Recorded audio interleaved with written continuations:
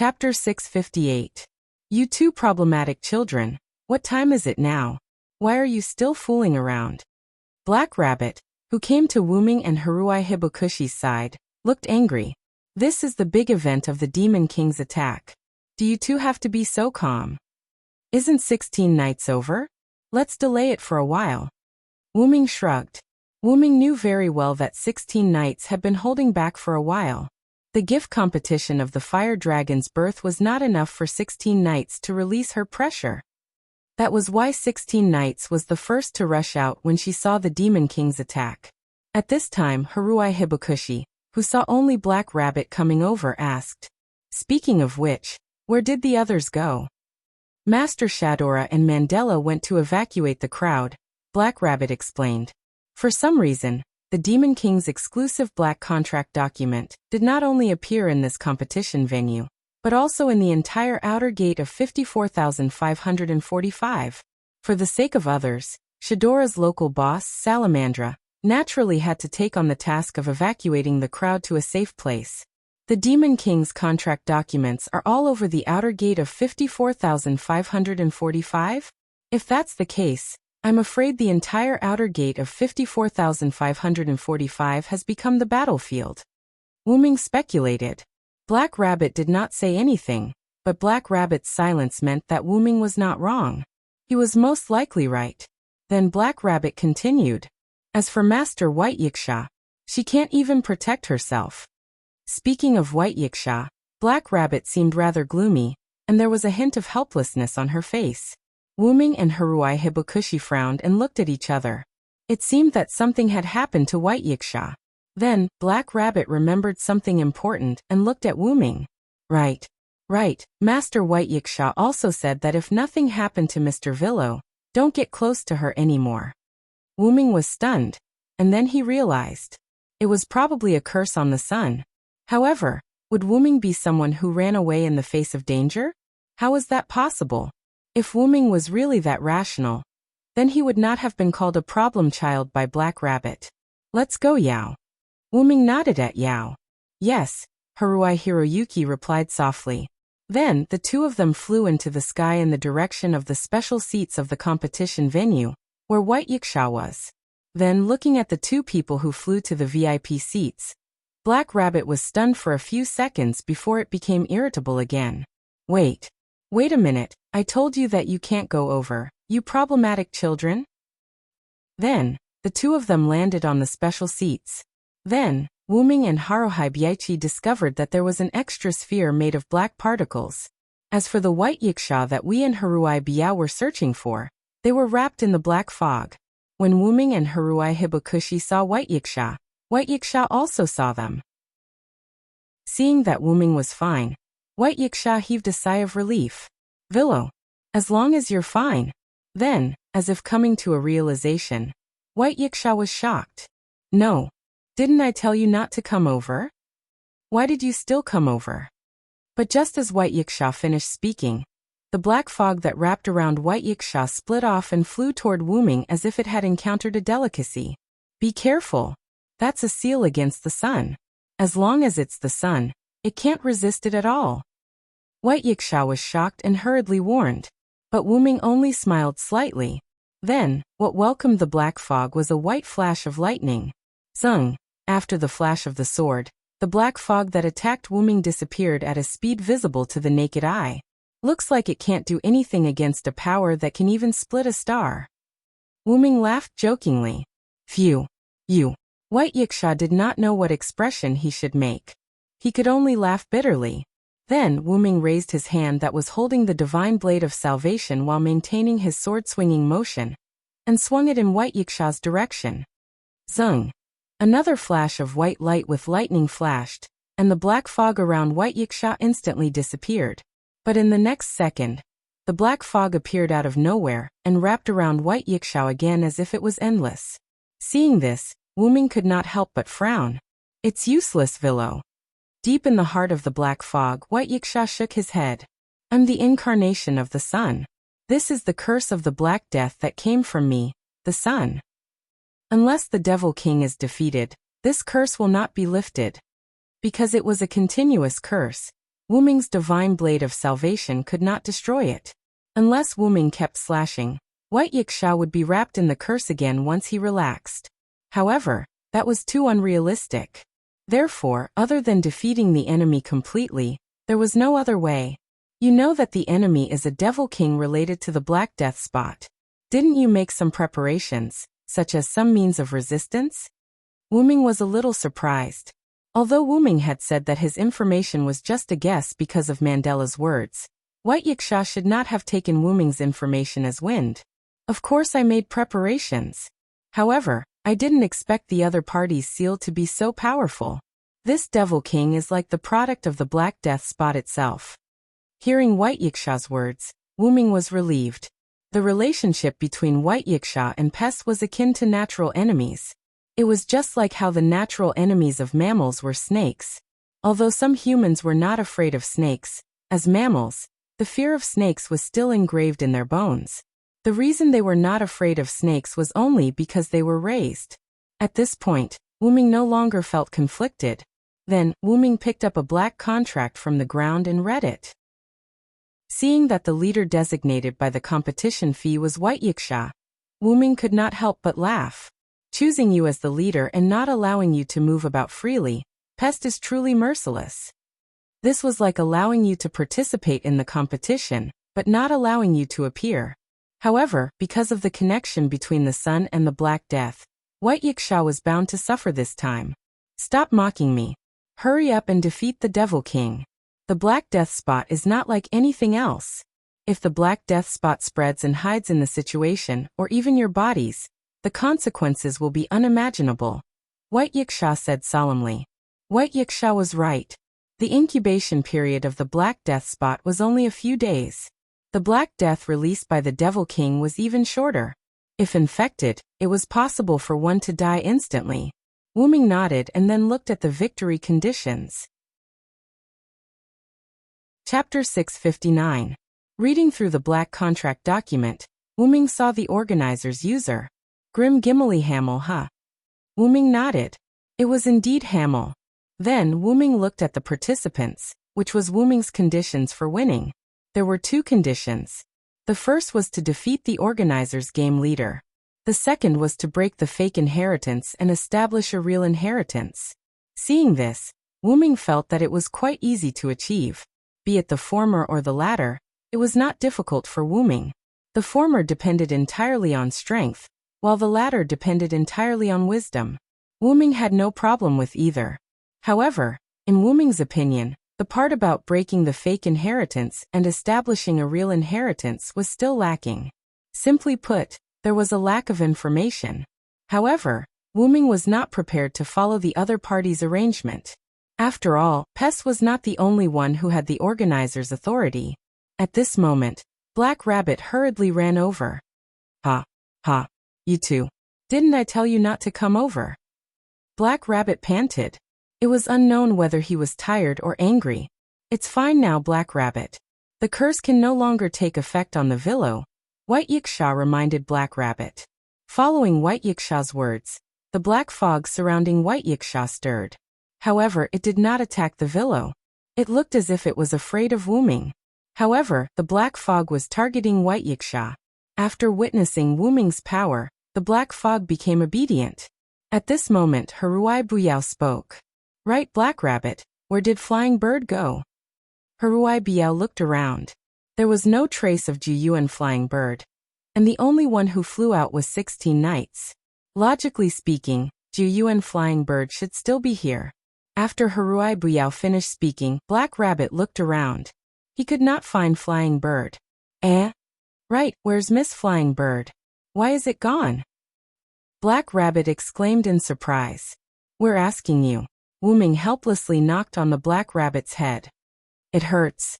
Black Rabbit doesn't know where Miss Flying Bird went. Just now, Black Rabbit clearly told Miss Flying Bird to stay here obediently. Black Rabbit said in a wronged manner as it held its head. You don't have to look for her. Flying Bird left with the elf she was protecting. Bai Yiksha was afraid that everyone would be worried, so he added. She has her own opportunities. You need not worry. Since White Yiksha said so, It was likely that Jiu Yufei really had his own fortuitous encounter. The three of them nodded. After that, Wu Ming looked at Black Rabbit and Kasuga Biao. You two go help 16th Knights. I'm going to use my authority as the organizer. Tell 16th Knights to get ready. Black Rabbit and Haruai Buyao were stunned, then nodded and left to find 16 Knights. Although it had only been a short time since they joined the community, Black Rabbit and Kasuga Biao still had faith in Wu Ming. However, the two of them were still emotionally affected by Wu Ming's words. People who had the authority as the organizer were rare. The chances of someone with the organizer's authority using the organizer's authority were even rarer.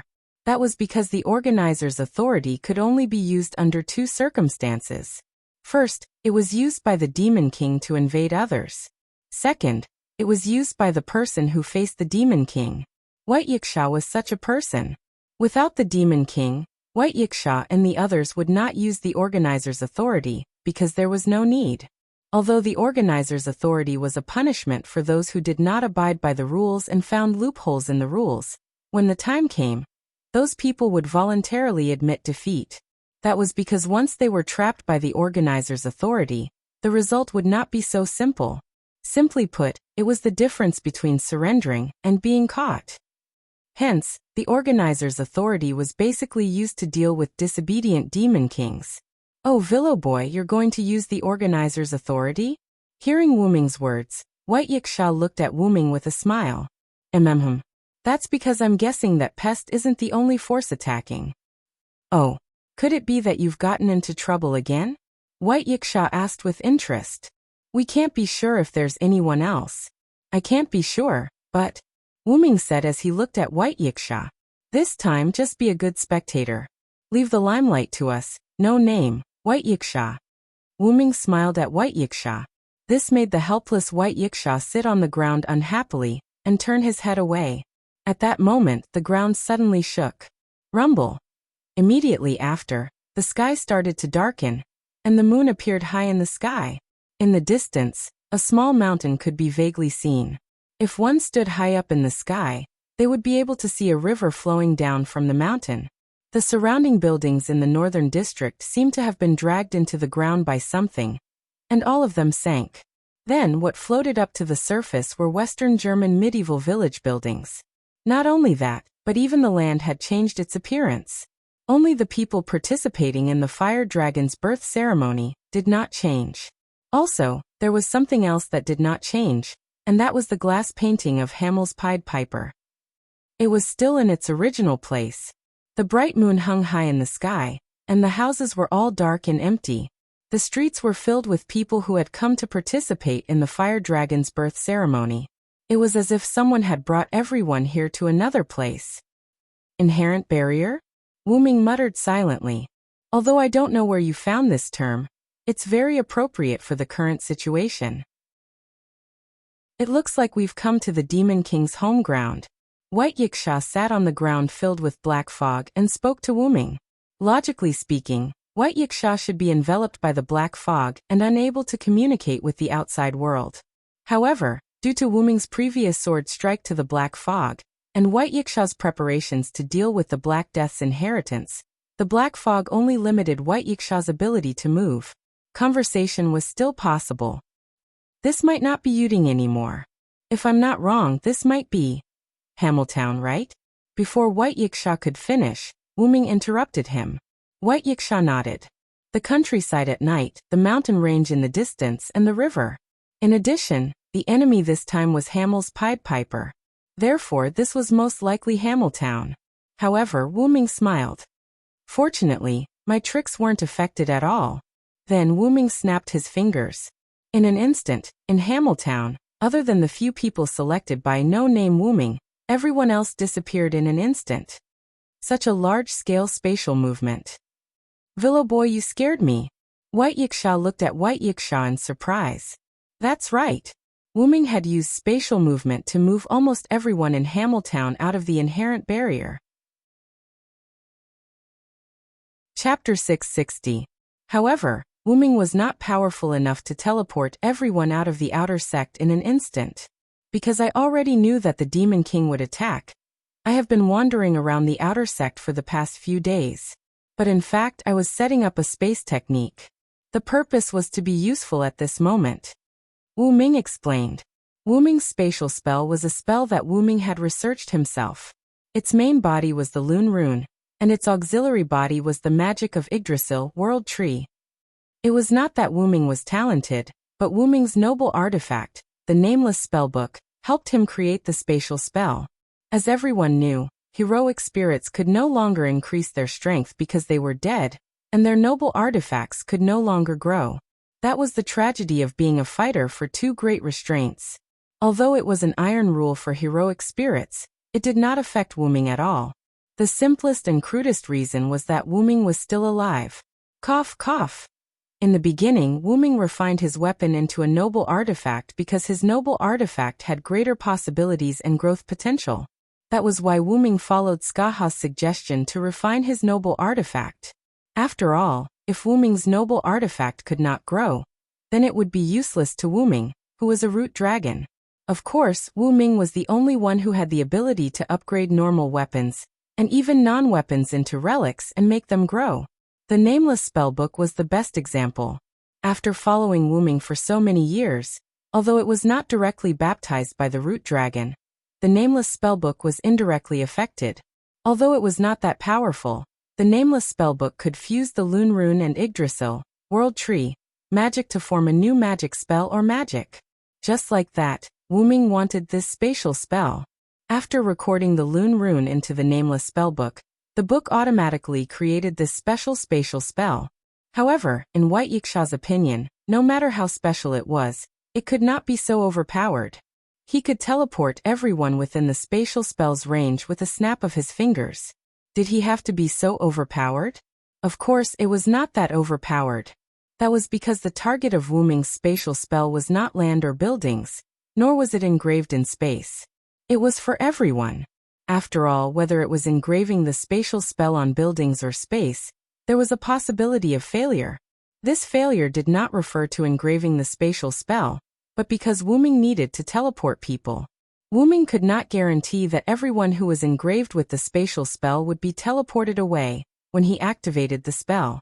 Therefore, Wu Ming chose to engrave the spatial spell on everyone. Don't fool me. White Yiksha narrowed his eyes at Wu Ming. How many people came to participate in the fire dragon's birth ceremony? Based on tens of millions of people, that was still a conservative estimate.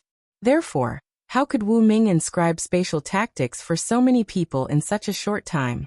Moreover, it was not as if there were no powerhouses among them.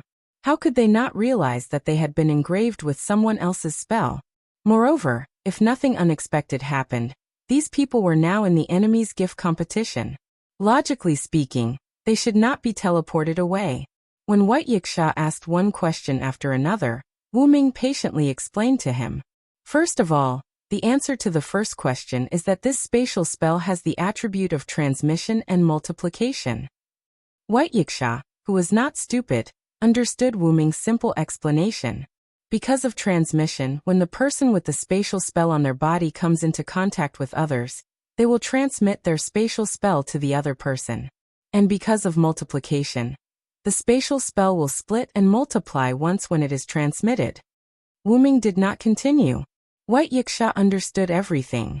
According to what Wu Ming said, every time the person with the spatial spell on their body came into contact with others, the spatial spell on the pathogen would split and multiply once. The extra one would be transmitted to the person in contact with the pathogen. In this way, a second pathogen would be formed. The powerful ability to split and multiply, in addition to Wu Ming constantly running to various places in the outer sect to spread the virus, allowed Wu Ming to engrave his spatial spell on everyone in a short few days. How did Wu Ming add these complicated effects into the spatial spell? Did you think the nameless spellbook was useless? But how did you guarantee that you would not be discovered by others? White Yiksha asked. Not to mention people like White Yiksha. Even if the people who came to participate in the fire dragon's birth ceremony were weak, there would definitely be many people who could discover this spatial spell. After all, this was the courtyard.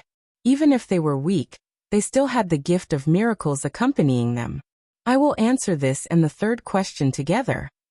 The third question was, how did Wuming make these people, who were under the authority of another person's host, leave the other person's home field and be teleported out? That's because the fire dragon's birth ceremony was already under my authority of the host. Because it was under Wuming's authority of the host, even White Yiksha did not discover anything strange. Impossible. When the host's authority is activated, there will definitely be a contract document. White Yiksha instantly refuted Wuming, but Wuming smiled at this. Who told you I didn't issue a contract document? Wuming smiled and snapped his fingers. Golden ripples appeared behind him. The mountain of white parchment paper seemed to have a breakthrough, and surged out from this golden ripple. The host's authority had the ability to force others to participate in their gift competition. Moreover, when the host's authority was activated, a contract document would appear. The way it appeared could be chosen by the person who activated the host's authority. Whether it appeared out of thin air or descended from the sky, it could all be chosen by oneself. Wuming chose to descend from the sky. However, the contract document was issued, but the host's authority did not stipulate that it had to be forced for participants to see the contract document. Since that was the case, it was much more convenient for Wuming. Therefore, the moment these contract documents appeared, they were immediately intercepted by Wuming himself. Do you still remember the flame text that appeared in the sky on the day of the fire dragon's birth ceremony? Wuming asked with a smile. Of course I remember. At that time, it seemed like it was according to your suggestion to make these flame texts disappear in the form of fireworks. After White Yiksha finished speaking, he instantly felt that something was wrong. Could it be? White Yiksha suddenly looked at Wuming. That's right. It's just as you think, White Yiksha. Wuming smiled proudly. Chapter 661. Wuming had suggested that the flaming text should appear in different colors. After using it as a signboard, they would light it up like fireworks in order not to be wasted. Fireworks of different colors were lit up together, bringing about enthusiasm for the people attending the fire dragon's birth ceremony. The fire dragon's birth ceremony was so wide that the flaming text that appeared in the sky was destined to cover almost the entire venue. Wuming had activated the organizer's authority when the flaming text was lit up like fireworks. Then, when the contract appeared, Wuming had activated his relic, Dragonist. The current Dragonist was no worse than Gilgamesh's Babylon treasure vault. The only thing that could be said was that the storage space was not very big. That was why Wuming had only opened a hole in his relic space. The contract documents were like a raging wave that had broken through a dam, gushing out crazily. At that time, with the help of the beautiful colors of the fireworks, Wuming's golden ripples had successfully swallowed all the contract documents that had just appeared in the sky. It had taken less than 3 seconds. Then, the fireworks had disappeared, and Wuming's golden ripples had all been shut down. Nobody had noticed anything unusual. No, it should be said that there were people who had noticed the appearance of the golden ripples, but they had all treated the golden ripples as the special effects of the fireworks. It was the same for White Yiksha. That was why White Yiksha had instantly understood when Wuming had mentioned it. She was also one of the people who had noticed the golden ripples. After all, even with the cover of the fireworks, the golden ripples were too conspicuous. If she had known beforehand that the fireworks of Salamandra would not produce golden ripples, or if she had asked about it afterward, White Yiksha would definitely have been suspicious. However, it was impossible for White Yiksha to ask about the fireworks of Salamandra, just like how Shadora had not asked Mandela about the golden ripples. She had also treated the golden ripples as a special effect. As for Mandela, when Wuming had made that suggestion, he had already guessed that Wuming was up to something. When he had seen the golden ripples, he had guessed that it was Wuming's doing. However, how could Mandela, who was already in cahoots with Wuming, expose his ally's plan? In the end, Wuming's plan, which had a lot of loopholes, had been perfectly implemented under everyone's neglect. White Yiksha did not know what to say. Wuming's plan had left her speechless. Now White Yiksha finally understood why Wuming's space technique could teleport everyone away from the Devil Lord's home ground. It was because the Devil's Lord had activated the organizer's authority in Wuming's home ground. It was as if a group of criminals wanted to kill someone, and then they rushed into that person's house with knives. In the end, the criminals rushed in and found that it was actually a fully staffed weapons and ammunition depot. It was all for nothing. Pest's organizer's authority could be used when Wyrm was not doing anything. However, when Wyrm started to take action, her organizer's authority had already lost its effect. To put it simply, Wyrm was the first authority and Pest was the second authority. When the first authority was not doing anything, the second authority was in charge. However, when the first authority spoke, the second authority was nothing. However, due to Pest's uniqueness, I can't do anything about the seal she placed on you. Wyrm smiled at White Yiksha. Although Wyrm had a way to remove the Black Death's vengeance against the sun, it would take too much time. It would be better for him to directly look for Pest. Humph. Of course I know that. Don't worry about me. Hurry up and defeat the enemy. Didn't you say that there might be other enemies? Hurry up and leave. Although I can't move and can't use much of my strength, I still have ways to protect myself. Then I'll take my leave first, White Yiksha. After saying this, Wyrm opened a transport gate and left. When White Yiksha saw Wyrm leaving, he sighed. Really? It would have been better if you had told me earlier. You even made me worried. White Yiksha complained. Then he closed his eyes and began to rest. Wyrm left through the transport gate and arrived at the roof of a house. What entered his eyes was a scene of a 3 versus 3 battle. Reverse 16 Knights was fighting with Pest's subordinate, the man in military uniform. When Wyrm saw the man in military uniform erupting with a powerful aura that was completely different from before, he frowned. Has he become a god? After all, Wyrm was half a god-slayer. No matter which world it was, Wyrm was quite sensitive toward the definition of a god. I'm afraid that he has obtained a godhead.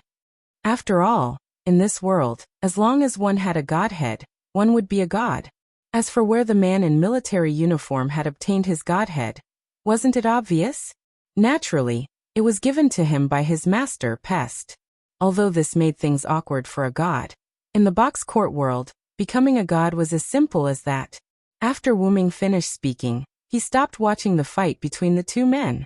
Although the man in military uniform had obtained a godhead, and seemed to be fighting Reverse 16 Knights quite well, Wyrm, who was familiar with Reverse 16 Knights' strength, knew that it was only a matter of time before the man in military uniform would be defeated.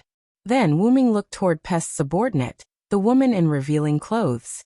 She was in a deadlock with Kasuga Biao. No, it should be said that she was about to lose.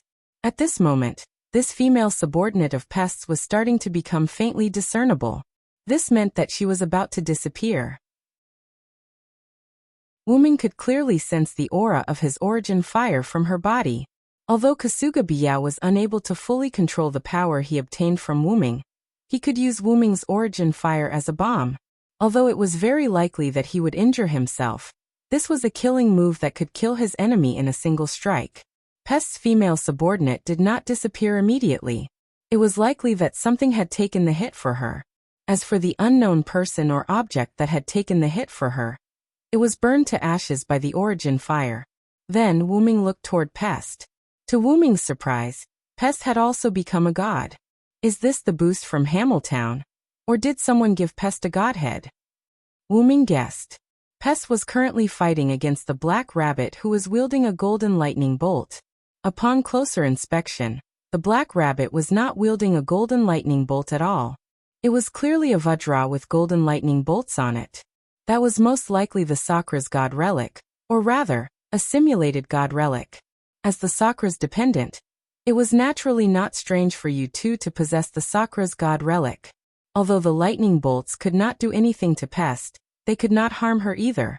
However, the black mist that Pest released from her sleeves that carried the aura of death would brush past the Black Rabbit's body every single time. When he sensed the aura of death from the black mist that was much more powerful than the black mist that trapped the White Yiksha, Wyrm believed that if the black mist hit the Black Rabbit head-on, it would definitely die instantly since it did not possess any defensive gifts. At this moment, the Black Rabbit's expression turned grim when it saw Wyrm's arrival. Its movements slowed down slightly. However, this slowed down his movements by a bit, allowing Pest to seize the opportunity. In an instant, Pest arrived behind the black rabbit with a furious expression on her face. She aimed her pitch-black sleeves at the back of the black rabbit's head. Goodbye, Sakra's dependent. Chapter 662. Hearing those words, Black Rabbit was greatly alarmed. Immediately after, a large amount of black mist sprayed out from Pest's sleeve. However, the black mist did not hit Black Rabbit. Instead, it hit a purple-black ripple. Villo! Black Rabbit cried out in pleasant surprise. Seeing this familiar ripple, how could Black Rabbit not know who saved him? Sure enough, there was also a ripple beside the Villo. Countless amounts of black mist sprayed out from the ripple. The ripple in front of Black Rabbit was connected to the ripple beside Wyrm. Just like that, Pest's attack was diverted away. Tisk! Pest spat in a very displeased manner. Soon after, she stopped releasing the wind of death and quickly pulled away from Black Rabbit. The Black Rabbit also suddenly jumped and came to Wyrm's side. Reverse 16 Knights dragged his blood-stained right arm and jumped onto the roof where Wyrm was at almost the same time as Black Rabbit. Together with Buyao, who was gasping for breath, Reverse 16 Knights jumped onto the roof where Wyrm was at. When 16 Knights and Yao arrived at Wyrm's roof, as well as the instant when Wyrm saw Pest, he immediately understood what had happened. Most likely, the two subordinates of Pest who were fighting Reverse 16 Knights and Buyao had already left. Wyrm calmly put away the teleportation gate that was no longer releasing the wind of death. Soon after, he took out a crystal bottle containing a red healing potion and tossed it to Reverse 16 Knights.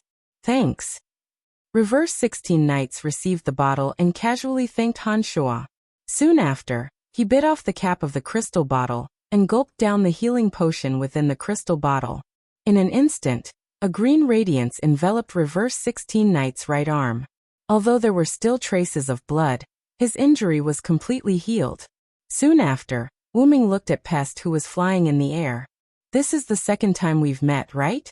This is the first time we've officially met, Pest. Wyrm greeted Pest with the tone of an old friend. However, this only made Pest feel disgusted. Shut up.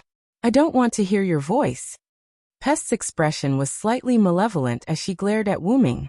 Pest had long since noticed that the people trapped in Hamel had left the town. Although she did not know why, there was a high chance that it had something to do with Wyrm. The departure of her companions, and the fact that her plan had basically failed. Then, she saw the person with the sun in his body. This made Pest rather furious.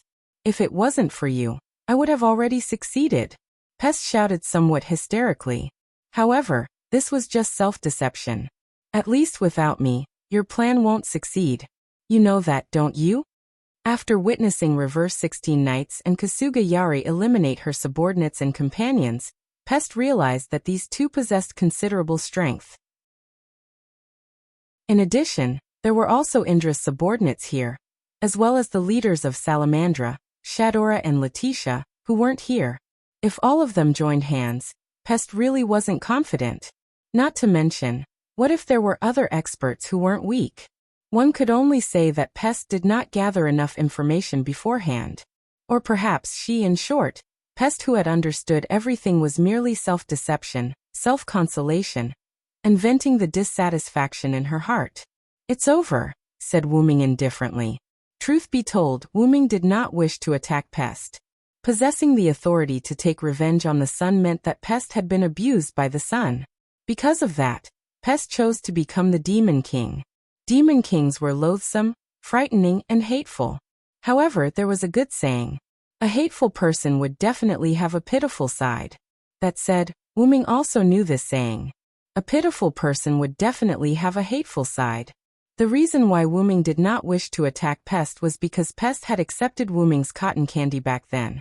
If Wyrm wasn't here today, Pest's arrival would definitely result in casualties. Although Wyrm should not continue to negotiate with such a wretched person, Wyrm felt that a person who was interested in cotton candy, who accepted Wyrm's cotton candy with the seemingly far-fetched reason of not wasting food, and who was enraged by the death of her companions, a person like this could still be saved. However, there was another saying. If the heavens want a person to die, they must first make him or her crazy. It's not over yet. Pest replied to Wyrm furiously.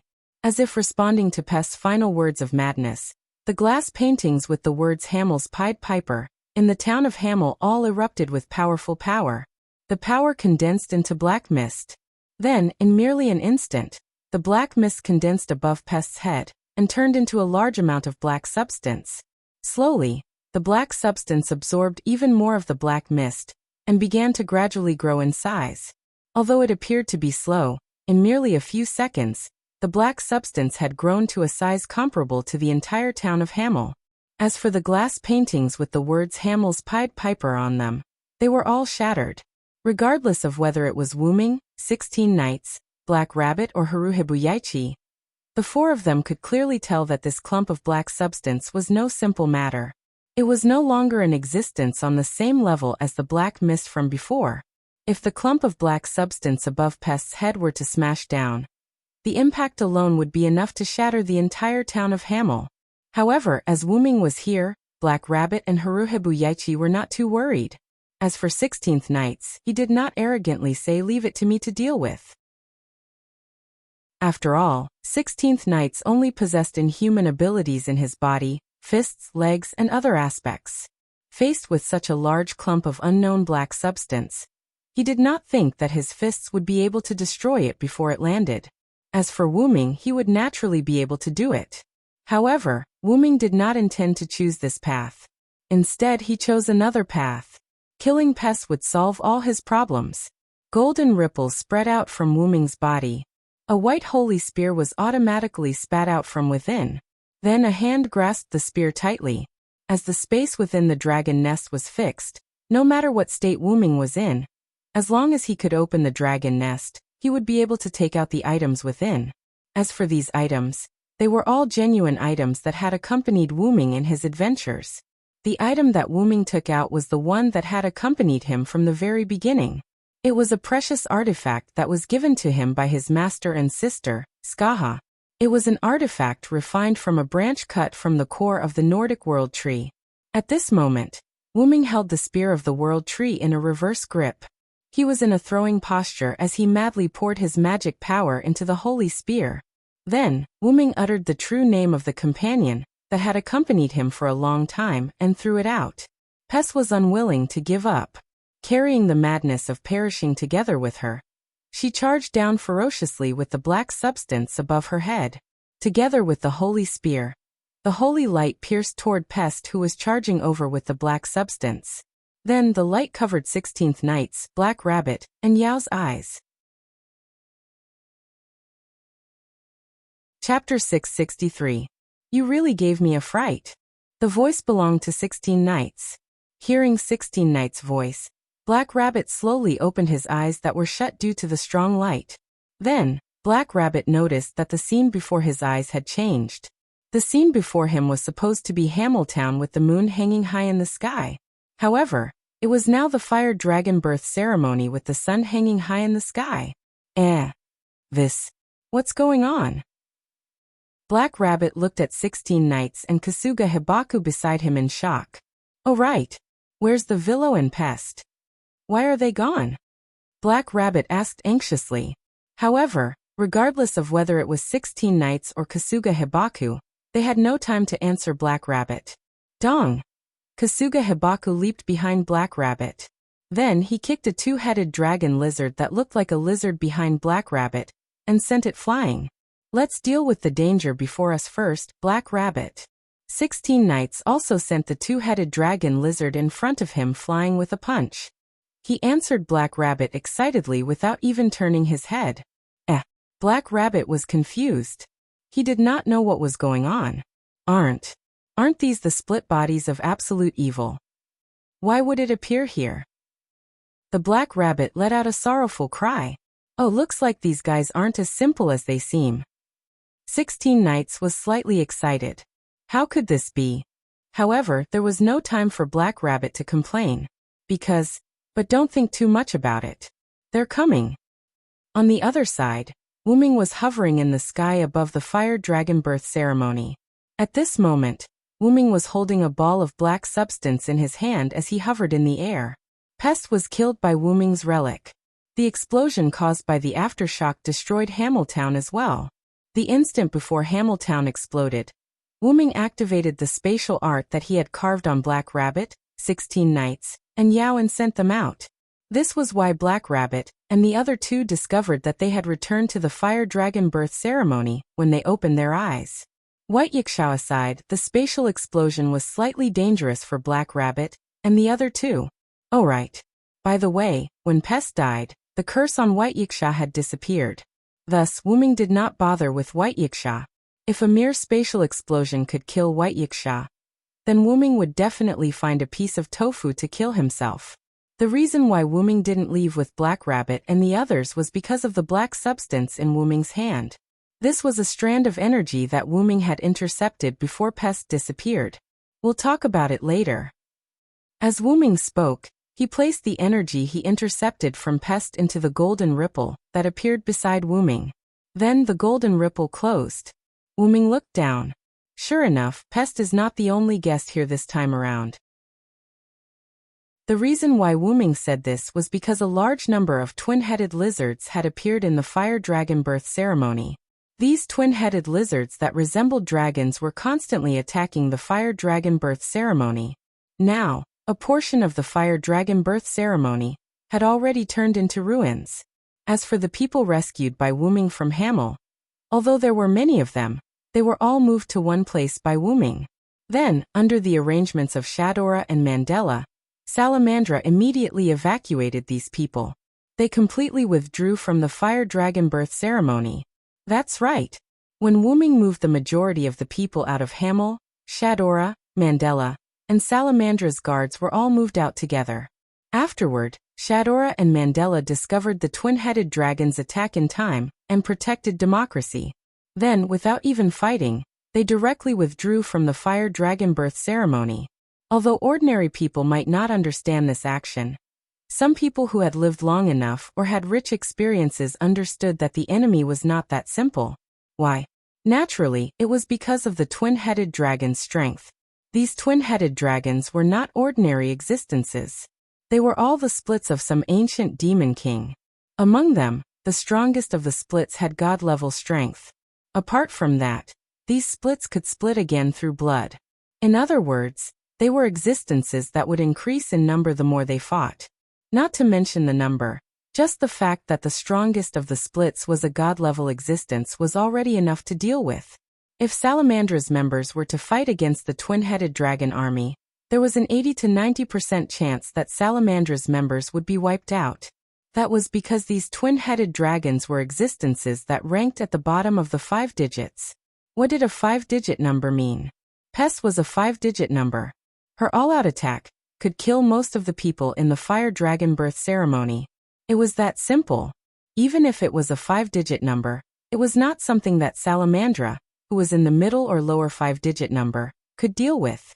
Furthermore, the Fire Dragon birth ceremony was held in a 7-digit number outer gate. Even if there were experts, they would not exceed the 5-digit number. Thus, Salamandra could only choose to have everyone retreat. However, retreating was just retreating. Those who were strong, such as Jiuyu who had received a new gift, Aisha and Jack who had been defeated by Haruai Hikari, Shadora who was the leader of Salamandra, as well as 16 Knights, Black Rabbit and Haruai Hikari who had been accidentally teleported to the back of the twin-headed dragon by Silent Wonder, were engaged in a desperate battle with the twin-headed dragon. However, with so many twin-headed dragons, how could Salamandra possibly be able to hold them back with just these few people? The main reason was because Letitia was here. In the beginning, when Wuming teleported the majority of the people away, Wuming had also teleported Letitia, because Wuming was afraid that someone would take the opportunity to attack the Fire Dragon birth ceremony outside while he was dealing with Pest in the town of Hamel. Wuming notified Letitia through the connection of his dependent incarnation. Letitia was naturally very obedient and was teleported outside by Wuming. Then the twin-headed dragon army attacked. This was because Letitia notified Shadora and Mandela. After the two of them investigated the situation, they hurriedly evacuated the people at the Fire Dragon birth ceremony. After Letitia was teleported out by Wuming, she discovered the twin-headed dragon's whereabouts. After using her ability to notify Shadora, She pulled on her hair rope and transformed into her adult form. Then, Letitia started fighting the twin-headed dragons. Although some of the twin-headed dragons were very powerful and had reached the 5-digit number of deities, and some had even reached the 4-digit number, most of the twin-headed dragons were still very weak. They only had the strength of a 5-digit number deity. Therefore, Letitia was able to deal with them. Don't forget that Letitia was no longer an ordinary 4-digit number deity. She had become Wuming's dependent and had obtained an extraordinary power to protect her. Strictly speaking, in the fire dragon birth ceremony, apart from Wuming and White Yiksha, the most powerful person was Letitia. However, even if Letitia was no longer an ordinary 4-digit number, she was still unable to defeat the twin-headed dragon army. There was no other reason other than that these guys could split up. Chapter 664. Although he did not know why there were records, Wuming had learned about the origin of these two-headed dragons from the underground library of no name. They were the splits of the blood of the oldest demon king that had existed since the beginning of the box court.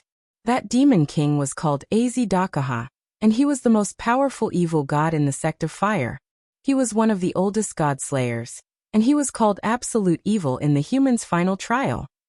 In the box court world, some demon kings did not fall because they abused their authority. Instead, they were born as demon kings. Azidakaha was such an existence. Because he was evil, when he was born he descended as a demon king.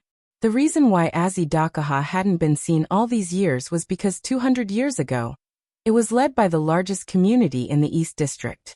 Together with the many top-level communities in the box court, Azidakaha was sealed away. That's right, it was no name that sealed Azidakaha 200 years ago. And Salamandra was also an ally community of no name at that time. Because of this, Salamandra chose to evacuate the crowd after knowing that the enemy was the two-headed dragon splits of the Demon King. They sent their elite forces to fight against these two-headed dragons.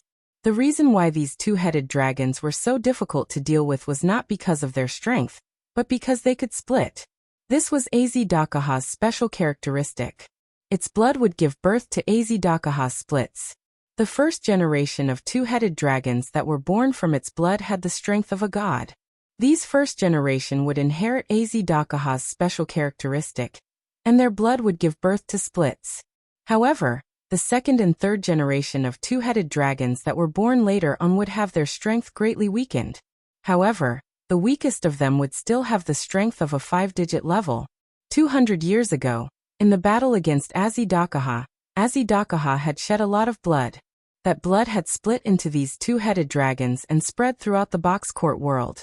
Even after 200 years of sealing Azidakaha, Box Ting still hadn't completely eliminated all of Azidakaha's doppelgangers.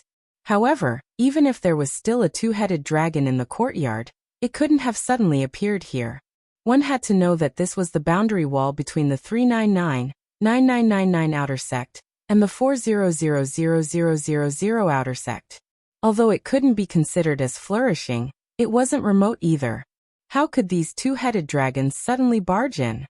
There was no doubt that someone was behind this. Don't tell me it's that Maxwell guy. The first person Wuming thought of was the man who had been killed by Wuming in an instant, but had strangely resurrected and escaped using a spatial ability. There was no other reason, because among the group of forces that wanted to purchase Letitia, only this guy called Maxwell was slightly unfathomable to Wuming. However, Wuming didn't recognize all of the other parties' organizations. It might have been done by someone else. But all in all, it was better to get rid of the two-headed dragons first. Wuming stretched out his hand and golden ripples appeared, spitting out a slightly twisted scepter with 7 golden snake heads with different colored gems at the top. It was the scepter of Ains Vulgan that Wuming hadn't touched for a long time. It couldn't be helped, there was no chance to use it. The golden ripples disappeared, and Wuming held the scepter of Ains Vulgan in his hand, and gently tapped the void with the tip of the scepter at the bottom. Ding! A strange sound came out, and at the same time, ripples appeared at the place where the scepter of Ains Vulgan had tapped. Wuming activated his own inherent enchantment, Nasalic's 6th layer. In an instant, Wuming stood on the spectator stand of the ancient Colosseum, and those who were fighting with the two-headed dragons, such as 16 knights and Black Rabbit, also came to the position around Wuming in an instant. Master. As soon as Letitia saw Wuming, she immediately came to Wuming's side, put on her hairband, returned to her lowly form, and respectfully lowered her head. You've worked hard, Letitia. Wuming smiled and patted Letitia's little head. As expected, the lowly form was better. It's Letitia's honor, Master. Letitia replied to Wuming with a joyful face. It seemed that because of the dependent incarnation, Letitia was becoming more and more clingy to Wuming. Villo. Senior Letitia? What's going on? Black Rabbit exclaimed because of the shock. Don't worry, Black Rabbit. This is my home ground. Wuming said softly. Oh, Colosseum, you have such a bad taste. 16 Knights commented as he looked around. I've already brought all the two-headed dragons here, don't worry, Wuming said as he pointed to the center of the Colosseum below. Countless two-headed dragons crowded the Colosseum and roared crazily as if they were trapped beasts about to meet their death. Logically speaking, the original Colosseum on the 6th floor of Nazalic shouldn't be able to fit these two-headed dragons, but because it was an inherent enchantment, and because Wuming used the staff of Anziurgan to adjust the size of the Colosseum, it could fit them. The reason why Wuming was able to move all the two-headed dragons and 16 knights into his inherent enchantment was because of Wuming's authority as the host. Wuming didn't say that he only set up a spatial tactic on the people, he also set up many tactics in the venue and space. Even if you have the authority as the host, don't lower your guard against these existences. Those are definitely the Demon King's clones. White Yiksha came to Wuming's side at some point, and looked down solemnly. Due to the fact that Pest had been killed, the seal that bound White Yiksha had also been removed. White Yiksha naturally recognized the existence of these Demon King's clones, and was about to attack in shock. In the end, she and the others were brought here along with all the attacking two-headed dragons. I naturally won't lower my guard, but since these guys have come here, they definitely have nowhere to run today. After Wuming finished speaking, Anziurgan tapped the ground with the staff of Anziurgan. In an instant, countless demon kings rushed toward the two-headed dragon army from the corners and entrances of the Colosseum.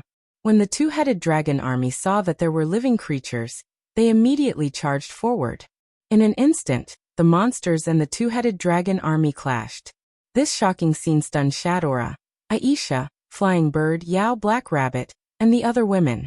Of course, White Yiksha was a 10,000-year-old lowly, so she wasn't considered a woman. Although Wuming's monster army was ferocious, the two-headed dragon army's strength was obvious. However, Wuming's monsters were endless.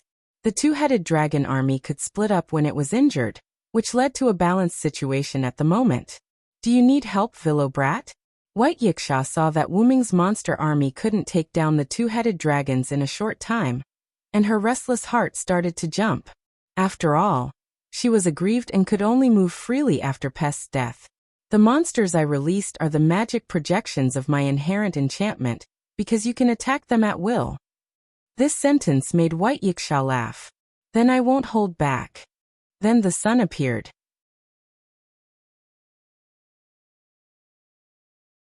Chapter 665.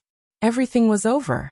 Whether it was the attacking Infernal King, or the most ancient Infernal King's clone, all of them had been killed. Shadora, the leader of the hierarchy, personally announced that they had defeated the attacking Infernal King, and had also eliminated the most ancient Infernal King, Absolute Evil's clone. This undoubtedly strengthened the people who were afraid of the Infernal King, and made them extremely happy. Their trust in Shadora also greatly increased. This made Mandela heave a sigh of relief. After today, Shadora's prestige as the leader of the hierarchy had been raised to a stable level. Salamandra did not have to worry about this anymore. As for No Name, although the people did not see the Infernal King being defeated by No Name, when the Infernal King was defeated, they saw that Shadora, Mandela, and the others were not with the Infernal King. Other than Salamandra, only No Name, who was not weaker than a powerhouse like White Yiksha, could have done it. In addition to Salamandra, as publicity, the people knew that No Name had defeated the Infernal King. In addition, White Yiksha had personally admitted that No Name, was the one who had trapped the two-headed dragons. That was why she had been able to eliminate the two-headed dragons in one blow. This made No Name even more famous. As a result, No Name changed from a nameless 7-digit community in the East District whose purpose was to defeat the Infernal King, to a powerhouse who defeated the Infernal King. In this way, the reputation of No Name could be considered to have spread. More importantly, under the attack of the Infernal King and the god-level two-headed dragons, there were miraculously no deaths at the fire dragon birth ceremony. This undoubtedly made people very excited. After all, no matter which Infernal King attacked, it was impossible for there to be no casualties. Now the people had something to brag about. For example, I experienced an Infernal King attack without any casualties and so on. Of course, that was all in the future. After solving the problem of the Infernal King and the two-headed dragons, the fire dragon birth ceremony should continue. However, because the venue had been damaged a lot, the ceremony could not continue. As for the fire dragon's birth ceremony, it was only halfway done. Being unable to continue was undoubtedly a heart-wrenching matter. This was especially true for 16 knights, Jioyu Asuka, and Haruai Hikari. This was the first time they had seen such a grand ceremony in the Hakata world. Although it was interesting to face the Demon King, the fact that the ceremony couldn't continue made the three of them throw tantrums. However, White Yiksha stepped in to help. According to White Yiksha, she did not contribute much during the fire dragon birth ceremony and the Demon King's avatar's attack. Feeling apologetic, White Yiksha said that she would be responsible for repairing the damaged area of the ceremony. Although that was what he said, White Yiksha still borrowed the power of his community. After all, it would be a waste not to use it. After that, on the night of the Demon King's attack, this and yes sent people to rush the repairs overnight. The next day, the entire venue was restored to its original state, as if nothing had happened. The fire dragon birth ceremony continued. In the various blessing competitions that were held after that, No Name, who had already made a name for themselves, became even more powerful. They participated in a large number of blessing competitions and won a large number of blessings. Even Ren released his servant, the demon star spirit Argel, which surprised Shadora and Mandela. All in all, No Name had earned a lot from this fire dragon's birth festival. A few days later, the fire dragon birth ceremony successfully ended. In front of Salamandra's temporary base during the fire dragon birth ceremony, Shadora and Mandela led Salamandra's group. In front of them were No Name and White Yiksha. Now that the fire dragon birth ceremony was over, it was time for White Yiksha to leave. As he wanted to try Wuming's teleportation portal, he chose to follow Wuming and the others back to the East District. I'm really grateful for everyone's help in this fire dragon's birth ceremony, Shadora said with deep emotions as she bowed to everyone. Mandela and the other members of Salamandra didn't say anything, but they followed Shadora and bowed to No Name and White Yiksha. Well, we've been slacking off, so there's no need to thank us. White Yiksha waved his hand. However, White Yiksha was a big shot after all, so he enjoyed Shadora's respect. How could that be, Lord White Yiksha? Without you, our Salamandra wouldn't have been able to hold the fire dragon birth ceremony alone. Shadora shook her head and refuted White Yiksha's words. Then White Yiksha nodded shamelessly. This action made the 4 problem children look down on him. Then, as the leader of the community, Rin stepped forward and said some polite words. Thank you for your care, everyone from Salamandra. We, No Name, also benefited a lot from the fire dragon birth ceremony. Now that the fire dragon birth ceremony is over, we should take our leave. However, there was still a trace of unwillingness in Ren's eyes. He really wanted to restore his alliance with Salamandra. No, they had always been allies, so it should be said that Salamandra had to restore their alliance unilaterally. It wasn't because he wanted to ride on someone's coattails or take advantage of them. Ren simply wanted to recreate the past of No Name. After all, if he really wanted to ride on someone's coattails, it should be Salamandra, riding on the coattails of No Name. From Ren's point of view, finding his companions was one thing, finding his former allies was another. Wuming, who was standing behind Ren, put his hand on Ren's shoulder. Ren turned his head and saw Wuming shaking his head slightly. No matter what, No Name shouldn't be the first to suggest a reconciliation. After all, Salamandra was the first to unilaterally abandon the alliance. Ren nodded slightly. Then Ren looked at Shadora. Then we'll take our leave. After Ren finished speaking, a dark purple teleportation door appeared behind No Name and White Yiksha. At this moment Shadora spoke. Please wait. Everyone looked at Shadora and waited for her to speak. Then, Shadora looked at Mandela, who had closed his eyes, took a deep breath and looked at No Name, with an apologetic and sincere gaze. Everyone of No Name, I, as the leader of Salamandra, Shadora Teldirek, resubmit an alliance application to No Name. Shadora's words made Ren's eyes light up slightly. Ren looked around and looked at the other No Name members. Wuming Letitia, Black Rabbit, 16 Knights in Reverse, Ju Yuan Flying Bird, Kasuga Biao, and Lily. Everyone nodded at Ren and looked at him with encouragement and trust. The leader of the No Name community, Ren Russell, accepts the application from Salamandra. Then Shadora and Ren shook hands, which meant that the alliance between Salamandra and No Name was formed again. Chapter 666. No Name Base in a room. The dark purple portal opened and Wuming and the others walked out. The first to speak was Jiu Yuao. "Oh, we're finally back," Jiu Yuao complained as she sat on the sofa and leaned her back against it with a face full of enjoyment. For the past 2 days, they had been staying at the venue of the Fire Dragon's birth ceremony. Although the facilities were generally good, it was not their home. In short, it was not a comfortable place to stay. Although they had not been in No Name for long, Jiu Yuao had already begun to treat this place as her home. Haruai Hiroyuki was the same. She hugged Sanmao and sat beside Jiu Yuao, stroking Sanmao's fur with a satisfied expression. "I'm satisfied, this time I had a lot of fun." 16 Knights stretched and then found a sofa to sit down. His mood was the same as the other 2 problem children. "You 3 became decadent in an instant. Aren't you afraid of Black Rabbit's preaching?" Wuming joked, but he also found a sofa to sit down like the 3 problem children. Letitia, on the other hand, followed Wuming closely, befitting her identity as a maid. However, in the face of Wuming's teasing, the 3 problem children showed an expression of victory. Then, as the representative 16 Knights spoke, "It's just Black Rabbit. It has already been bought over by our spoils of war." Saying this, Wuming could not help but look at Black Rabbit. At this moment, the Black Rabbit was hugging a gift card and giggling foolishly.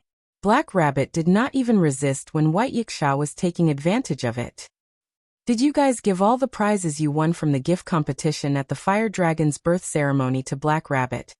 "That's right. The reason why Black Rabbit became like this was because 16 Knights, Jiu Yuao, and Haruai Hiroyuki gave all the prizes they won from the gift competition to Black Rabbit." "Of course. I don't need these things. Just take it as a favor." 16 Knights Reversal waved his hand naturally. "Furthermore, this child's community has already given me the blessings I need. Other blessings are no longer of any use to me," Jiu Yufei said as he stroked the yellow elf that was lying on his leg. "It's all thanks to you guys, Mir. By the way, Mir is the name I came up with for the child," Jiu Fei Niao said happily. The first half of the sentence was directed at Mir, while the second half was directed at the members of No Name. "Mel. Mel." The yellow elf shouted happily. This little yellow fairy was the one that ancient flying bird had saved. Because Mir had sensed the danger, she lured the distant bird to the location of the greatest work of her community when the Demon King attacked. After passing the trial of the Mel community, Distant Bird successfully obtained a powerful gift that was suitable for him: might. By the way, this child's community was the souls of the 130 children that were born in Hamel and lured away by the Pied Piper. After reincarnating, they became a group of elves with achievements and spiritual attributes. As for Mir, it was because the 130 children's elves had increased their spiritual attributes during the reincarnation process. Because of this, Mir was able to act alone. However, after knowing that this child's community was Rattenfanger, Wuming sighed at how small the world was. Pest's community was Hamel, and Mir's community was the rat catcher. There was a lot of fate between them. I only want to make friends. These blessings are of no use to me. In the end, Haruai Hiroyuki shook his head. Hearing the three problematic children's words, Wuming shrugged his shoulders. After all, he had given the reward from Salamandra, after defeating the Demon King to the Black Rabbit, who was the butler of no name. At this time, Yaksha, who was quietly touching the Black Rabbit, made a strange sound. Hee Black Rabbit's chest hee slurp. After all, Black Rabbit wasn't really stupid. Because White Yaksha's movements were too big, he had already pulled Black Rabbit out of his beautiful fantasy about the future of no name. Lord Yaksha. The Black Rabbit slapped Yaksha and sent him flying. Puff! Seeing Yaksha flying towards him, Wuming shook his head helplessly. Then he reached out and grabbed Yaksha's head. Be gentle, boy. Yaksha suggested. You really don't learn to be obedient, Yaksha. Wuming helplessly put Yaksha on the ground. Hee. This is the true meaning of life. This is the great spirit of sacrificing oneself for art. Sure enough, Yaksha was also a problematic child, or it should be said that he was a problematic BBA. Then I'm sorry, I'm not 16 Nights in Reverse. Wuming shrugged his shoulders. Hey, what do you mean you're not 16 Nights in Reverse? I've already become a derogatory term, you bastard.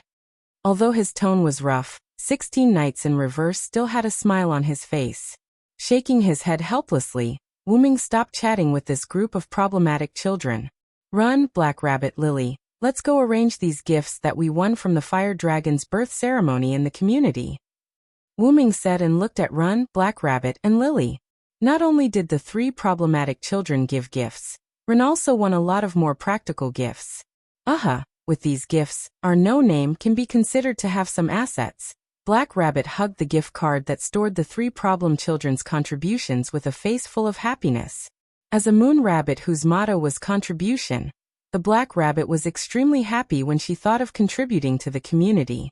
Although these bricks and tiles were not provided by her, it did not affect the Black Rabbit's mood. At this moment, Wuming suddenly froze. Villo? What's wrong? Ren looked at the stunned Wuming and asked in confusion. Then Wuming looked at everyone seriously. Sorry everyone, it seems that I have to leave for a while. Eh? So sudden? Black Rabbit was a little surprised. Did something happen? Ju Yuan Fei Niao asked with concern. Do you need help? Haruhito Hikari asked with certainty, as if he would not allow Wuming to refuse. I will follow you, master. Letitia, who had been following behind Wuming without making a sound, spoke up. Letitia can, but I'm afraid the others can't, not even White Yaksha. Wuming shook his head. Wuming's words made everyone, including White Yaksha, frown. It seemed that Wuming's matter this time was not ordinary. Then in the time you're not here, leave no name to us. 16 Nights Reversal suddenly jumped, came to Wuming's side, and patted him on the shoulder. With me here you can rest assured. 16 Nights Reversal bared his teeth. Although I don't know what happened, we'll take care of no name, so you can rest assured. Run, Black Rabbit, and Lily also nodded at Wuming. Seeing everyone's reaction, Wuming smiled. Then I'll leave no name to you, my friends. Chapter 667. Inside the Root. The huge dragon body was sleeping soundly on the platform inside the root, but the next moment, the dragon suddenly opened its eyes. The unique dragon aura of the root dragon spread to the surroundings, causing some changes in the root. You're back? Wuming said in a daze as if he had just woken up. After Wuming greeted the members of No Name, he brought Letitia back to his room. After telling Letitia a few things, Wuming dispelled his spiritual body in front of her. After all, Wuming had been using his spiritual body for all his actions in the box court world, so he could dispel it at any time. Of course, after Wuming dispelled his spiritual body, his spirit returned to the root dragon's backup body inside the root. Wuming had also tried to dispel his spiritual body and return to his body, but the result was obviously a failure. The outside of his body was still blocked by the black origin mud, so his spirit could not return unless Wuming saw his body. Helpless, Wuming could only return to the root. However, one thing could be verified. Although the demon king that attacked No Name stole Wuming's body, it did not affect Wuming's body at all. No, it should be said that it could not affect Wuming's body at all. Even Gidia had to rely on the self-destruction of the Black Origin mud to hurt Wuming. So how could a mere demon king do anything to Wuming's body? After all, Kalas was also in Wuming's body. Therefore, Wuming was not in a hurry to find his body. The reason why Wuming told No Name that he would be leaving for a while was because Gadatsi had used a heroic spirit summon on Wuming. Wuming was stunned at that time because he felt Gadatsi's summon. The holy relic was undoubtedly the Holy Grail that had transformed into the divine blade of salvation. However, Wuming didn't immediately respond to Gadatsi's summon, because he needed to settle some matters here. As Wuming expected, Gadatsi should be at the sixth singularity. And now, Wuming was preparing to support Gadatsi and the others. However, Wuming remembered some information that Merlin had told Wuming when he was at the Uruk singularity. The sixth singularity was a little special. It was the singularity where King Arthur was located. In other words, we might meet Lily. On Wuming's huge dragon head, the pair of ruby-like dragon eyes flickered slightly. Although Wuming met May first, strictly speaking, Artoria was Wuming's first love. However, because Artoria had to travel and fulfill her duties as a queen, Wuming didn't say anything and quietly became the king's knight. Because of Artoria's guilt towards Wuming, she deliberately transferred herself to Guinevere's side as Guinevere's personal guard. Did Wuming really not know what Artoria was thinking? It was nothing more than making up for what she owed him and Guinevere. After all, as a young girl, she couldn't satisfy her lover, and as a king he couldn't satisfy his queen. Moreover, her lover and the queen were two people who liked each other. Wouldn't it be great to arrange them together? If Guinevere was pregnant, it would strengthen King Arthur's authority. After all, Artoria couldn't make Guinevere pregnant. Guinevere, who understood Artoria's thoughts, was happy to do so, but Wuming didn't take the initiative. In their opinion, Wuming was a stubborn person who wanted to be Artoria's knight. However, how could Wuming not see through Artoria and Guinevere's thoughts? He did it on purpose. It wasn't his style to be sneaky. If he wanted to do it, he would do it openly. Whether it was Artoria or Guinevere, Wuming wanted them all. Clenching fist. And this time, the singularity was an opportunity for him. However, before entering the singularity, Wuming needed to gather some information. Although it wasn't mature yet, Wuming could still get information about the singularity by using the Origin Dragon's ability. On Wuming's giant dragon head, the pair of ruby-like eyes were like a TV, projecting images. One moment it was a desert, the next it was a holy city, the next it was a rugged mountain, and the next it was a desolate wasteland. Wuming closed his eyes and opened them again. The scene in his eyes earlier was like an illusion. At this moment, it had disappeared without a trace. As expected, this singularity has a lot to do with Lily. Merlin, that bastard, he didn't explain it clearly. Wuming saw the nature of the singularity. The singularity wasn't caused by Gidia, but by Artoria. But this was also good. This singularity could be said to be without Gidia's interference, which made it easier for Wuming to act. However, it had been a long time, so he couldn't let his guard down. Dreams are beautiful, but reality is cruel. After becoming the Storm King, the undead king who walks the earth, and even the goddess, I'm afraid you have no human feelings anymore. Wuming's giant dragon head shook gently, as if denying Artoria's plan. It's not enough without a remonstrant. With that, Wuming slowly closed his eyes. The sixth singularity, on the ruins of the original Jerusalem, the new holy city stood there. In the palace, the Lion King, who rarely woke up from his sleep, came to the throne. Below him stood the Lion King's knights, the Knights of the Round Table. If Wuming was here, he would probably be surprised. These Knights of the Round Table were the knights in Wuming's memory, but this Lion King was different from the King Arthur in his memory.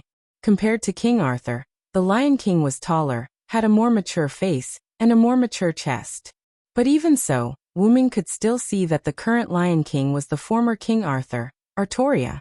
How is it? Haven't you found the whereabouts of the Villo? The Lion King's eyes exuded a holy light, and he asked the Knights of the Round Table below. The Black Knight's assistant, Agaroan, who was closest to the Lion King, took a step forward and respectfully bowed to the Lion King. "I'm sorry, my king, but we still haven't found the whereabouts of the Villo." No wonder he was called Agaroan of Iron. His voice sounded as cold as steel. "Hey, where did that guy go?" He didn't even respond to the king's summons. "That's annoying," Mordred said. He was wearing red armor, and he looked like a gangster. Agaroan frowned. He didn't know if it was because of Mordred's rude words, or because Mordred was talking about the idol of the Knights of the Round Table. Gawain thought carefully about Mordred's words.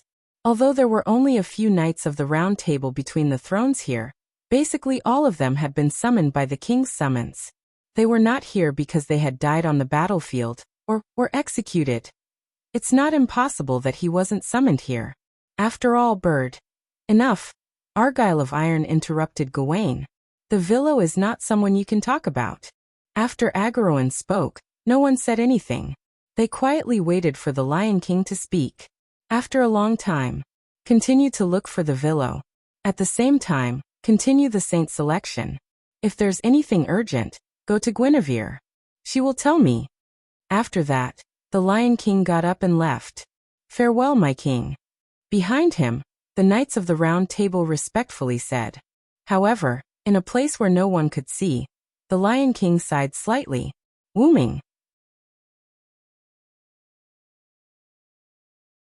Chapter 668.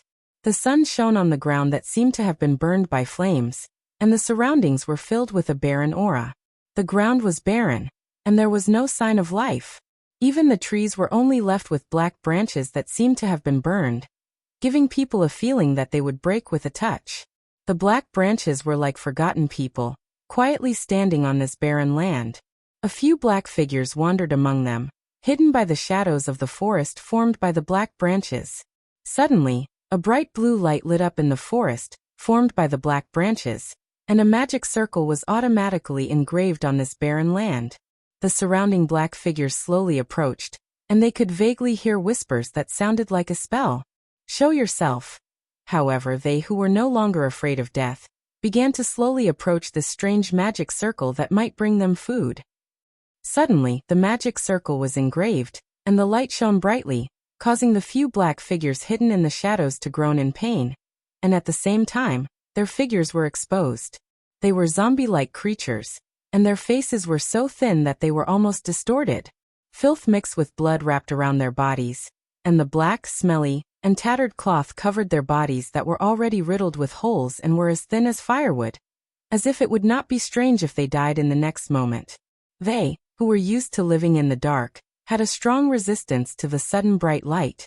As they retreated, they used their arms to cover their faces with difficulty, as if their filthy bodies were not qualified to be exposed to the light. A few seconds later, the bright light disappeared, and the few figures returned to the shadows. This made them quiet down, but they did not put down the arms that covered their faces, as if they were afraid that the light would come again in the next moment. The sound of steel entered the ears of these zombie-like black figures. No, it was not steel, it was boots, the boots that they were familiar with, the boots that were worn by noble knights, made of steel. The sound of footsteps stepping on the ground. The black figures removed their arms and looked at the figure that appeared from the lit magic circle. It was a bright silver figure, and the silver-white armor and helmet covered the person's entire body, looking very holy. Their helmets also had protrusions that resembled dragon horns. Because of the helmet, their faces could not be seen clearly. However, this did not hinder the black shadows from killing the person inside the armor. The sound of the boots hitting the ground had terrified the shadows. They had become like this because they were wearing such boots. However, it was precisely because the young man was one of the perpetrators that the black shadows were filled with killing intent. On one hand, they feared the newcomer, but on the other hand, they hated the newcomer. They, who no longer cared about death, began to approach this sacred yet hateful figure. Wu Ming opened his ruby-like eyes from within the armor. "I'm not used to it." It had been a long time since Wu Ming looked through the helmet, because his armor and helmet had long been lost in Camello. Whether it was the precious armor that he had given to Gadotsi in the America's Singularity, or the ordinary armor that he was wearing now that was condensed out of mana, It was not his real armor. After taking a deep breath, Wuming suddenly exhaled. It's the smell of burning. Wuming looked around. When he saw that the horizon in the distance was also burned, he was not surprised. Although Wuming had seen the barren land through his authority in the route, when he experienced it himself, Wuming's brows furrowed even more. What's wrong with this world? Wuming sighed. His words were filled with doubts about why the land had become like this, and also about the black shadows around him that were filled with killing intent and wanted to attack him. After Wuming appeared from the heroic spirit summoning circle, he felt the killing intent around him. Maintaining the projection of his mental strength, he naturally saw the true faces of the surrounding black shadows that were filled with murderous intent towards him. They were humans, ordinary humans who had not died or been cursed. The reason why they had become zombie-like was because of hunger, Wuming guessed. Hunger had obliterated their human nature, leaving them with little appetite. Even their will to live had been obliterated. Because they had given up on struggling, they had no complaints even if they died now. To them, who were filled with fear of suicide, death was a release for them. There was no doubt that this was a contradiction. Wuming waved his hand, and a bright silver holy sword appeared from a golden ripple beside Wuming. Wuming grabbed the sword and pointed it downward. Then he channeled his magic power and stabbed the ground. Boom, crack! A loud sound was heard. A small but deep fissure appeared on the ground. In the end, the black shadows who had not completely obliterated their will to live were terrified. It was not difficult for high-ranking knights to crack the ground with a single strike. However, not many people could create such a small but deep fissure like the one before them. They could not defeat such a knight. Otherwise, they would not have become like this. The black shadows wanted to retreat, but Wuming would not allow it. Crack! Wuming gently turned the meteor silver that was inserted into the ground. Two cracks split from the small fissure that had already appeared, extending in an arc to both sides. In just a moment, these two cracks each extended half an arc and finally overlapped, forming a circle. And the black shadows just happened to be inside this circle. The black shadows who were frightened turned around and wanted to escape. But the moment they moved, the ground formed by the fissure suddenly sank.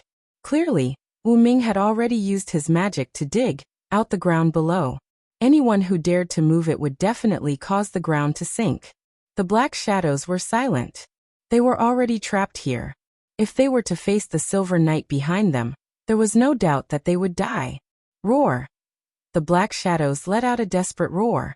But because they had not spoken for a long time, their roar sounded like the roar of a beast. Facing these zombie-like humans, Wuming did not use his sword. Instead, he sighed and shook his head. Then he suddenly released his magic power. Boom! The magic power that was visible to the naked eye directly shook the black shadows that attacked Wuming.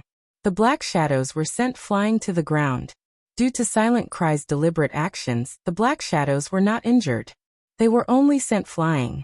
Looking at these black shadows extending toward him, Wuming felt despair and resentment. If Wuming was their enemy, it would be understandable to have such a degree of resentment. But Wuming had just arrived, so how could he be their enemy? In other words, these people regarded Wuming as their enemy. No, if they had an enemy, then they would definitely not be able to survive. In other words, they regarded him as the person who persecuted them. Wuming frowned. Then Wuming looked at these humans.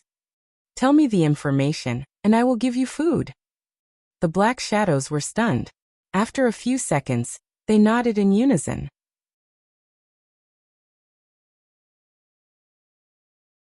Chapter 669. Logically speaking, Wuming shouldn't have any food, because the current Wuming basically didn't need to eat. Even if he needed to eat, Wuming could get the ingredients on the spot, so there was no need to store food at all. But because Wuming had a contract with Olga Marie, Wuming emptied a store in the burning Winterwood City, because of Olga Marie. Although some of the food was consumed in the Winterwood City, there was still a lot left, so Wuming took it out and gave it to the refugees who were still considered human for the time being. At that time, Wuming only took some packaged food that could be stored for a long time, but for the refugees, as long as it was edible, they were already satisfied. In the end, Wuming got the information that the refugees were given food and water and staggered away. Wuming didn't say anything about saving them, because the hearts of these refugees were almost dead. Wuming had a way to save their bodies, but there was no way to save their hearts. And once their hearts were alive, then there was no need for Wuming to save them. So Wuming just gave them food and water, and a few words of advice, and let them leave. Wuming still remembered that when Wuming gave the refugees food, their eyes revealed a look of disbelief. Maybe in their eyes, Wuming just wanted to get some information, and then kill them all, because many of their companions were killed by the knights. The desire to live stimulated them, making them know that they would die later, but they still hoped to die later. So they told Wuming the information he wanted to know. But Wuming gave them food and water in the end. However, Wuming felt that the refugees were surprised by his identity, the questions, information, and the food and water he gave out. These things were incompatible with this era, and they were filled with a strange aura. After all, I'm not from this era. Shrugging his shoulders, Wuming no longer thought about the refugees. Instead, he reflected on the information they provided to Wuming. According to the refugees' intelligence, the Crusaders had obtained great strength and were constantly advancing towards the Holy Land of Jerusalem. Then, just as they were about to conquer Jerusalem, a desert suddenly appeared in the west, and the Crusaders suddenly weakened. Then, the Crusaders were chased down by the people of the Holy Land. This was undoubtedly good news for the refugees. At that time, a strong man who called himself the Lionheart King Charlie I suddenly appeared. With unprecedented strength, he annexed the original Crusader army and the Holy Land of Jerusalem in one fell swoop, directly unifying the other areas except for the desert in the west. However, Charles I, who was known as the Lionheart King, was more like a devil than a human, a devil that caused the surrounding residents to fear. Whether it was the unimaginable tyranny or the cruel means of toying with people's hearts, the residents suffered greatly. Although there were some who tried to resist, they failed in an instant. According to the refugee, he was fortunate enough to see the Lionheart King once. The Lionheart King's entire body was emitting a dark aura. Just one look at him was enough to make people feel despair. The refugees could only use 2 words to describe him: demon. Wuming could undoubtedly judge that the man who called himself the Lionheart King Charlie was a servant. However, this was completely different from the character of Charlie I that Wuming knew from history. Could it be that a servant with the chaos evil attribute had impersonated Charlie I? Wuming had such doubts at that time. However, Wuming didn't have to continue to think about it, because the refugees told him that the Lionheart King Charlie was defeated. The strong man called the Lion King led the existence of the Knights of the Round Table. After a hard battle, they defeated the Lionheart King Charlie I, who was comparable to the demon, and ended the terrifying tyranny of the Lionheart King in a very short time. However, the rule of the Lionheart King who replaced the Lionheart King was not any better than the Lionheart King. The Lionheart King built a new holy city, Camelot, on the battered holy city of Jerusalem, and then drove out all the residents and completely blocked Camelot, and announced to the public that the holy selection would be held regularly, and the selected people would enter the holy city and start a carefree life. And these refugees who wandered in the wasteland and became inhuman did not participate in the holy selection, because the people who went to participate in the holy selection did not come back. There were a lot of people who went to participate in the holy selection. Although the refugees did not know the specific number, they knew that the holy city could not accommodate so many people. But none of those people came back. Thinking of this, Wuming sighed. Were they killed? After all, the people who went did not come back, and the holy city could not accommodate so many people. The only possibility was that they were massacred. Wuming's first reaction was disbelief, and then he began to have doubts. Merlin told Wuming that the Lion King was undoubtedly King Arthur Artoria, and the Knights of the Round Table were probably those people that Wuming was familiar with. If it was them, they would not have massacred, but if those people were not King Arthur and the Knights of the Round Table that Wuming was familiar with, then it was not impossible for them to massacre the people who participated in the holy selection. The suspected servant named Lionheart was different from the original Lionheart, and it was hard to guarantee that King Arthur would not change. No, it should be said that there was already a change, otherwise, why would he call himself the Lion King and not King Arthur? All in all, he still needed to investigate. Apart from this, the refugees had no other information. Wuming did not suspect that the refugees were hiding anything. Their eyes had already told Wuming that they had told him everything they knew. Moreover, even though these refugees were locals, they were still narrow-minded. Do you expect ordinary farmers to know state secrets? It was obviously unrealistic. So not only did Wuming need to find out about the Lion King, but he also needed to investigate the other forces. And most importantly, Wuming needed to find Gadotsi. After all, Wuming's main purpose was to help Gadotsi repair the singularity. Because Gadotsi had tried to summon Wuming, Wuming was sure that Gadotsi and the others were in the singularity, but the specific location was difficult to find. Because of the incomplete authority link, Wuming could not search for too much information in the root. If he could achieve omniscience, then he was not far away from authority, and Wuming did not need to come here in person. He could have removed the singularity from the root. If he could do that, a mere Gidea would not be a problem. Shaking his head, Wuming threw the unrealistic thought out of his mind. Then, Wuming looked at the desert in the west, and then Wuming looked at the holy city in the east. Then, Wuming stepped forward and headed toward his chosen destination.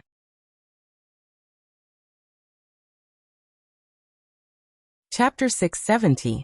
Wuming chose the direction of the east, and he decided to go directly to the Lion King.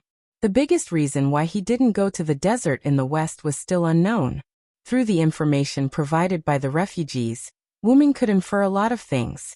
The Holy Grail was held by the Crusaders at the beginning, which was consistent with they suddenly gained great power. Because they were not satisfied with their current power, the Crusaders made a gamble. They summoned a powerful servant. In the end, they lost the bet and lost everything. The servant betrayed them, and after snatching the Holy Grail, he summoned the entire desert here. After that, as the refugees said before, the Crusaders suddenly became weak, and then they were chased by the people of the Holy Land. Without the power of the Holy Grail, the Crusaders who couldn't beat Jerusalem became a paper tiger.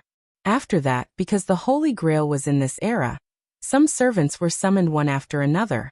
The Lionheart King Charlie was likely to be one of the servants summoned by nature. Due to an unknown secret, the Lionheart King did not become a brutal demon dweller, like what was recorded in the history books. He annexed the Crusaders and the Holy Land, and fought against the servant in the desert. However, at this time the Holy Grail summoned a new servant, the Lion King. The Lion King led the Knights of the Round Table to defeat the Lionheart King Charlie. The Lion King built a new holy city, Camelot, on the holy city of Jerusalem, which was affected by the attack on the Lionheart King and turned into ruins. The situation became like this now. The Lion King and the desert powerhouse were at the bottom of the pit. In Wuming's view, the servant summoned by the Crusaders was a pharaoh.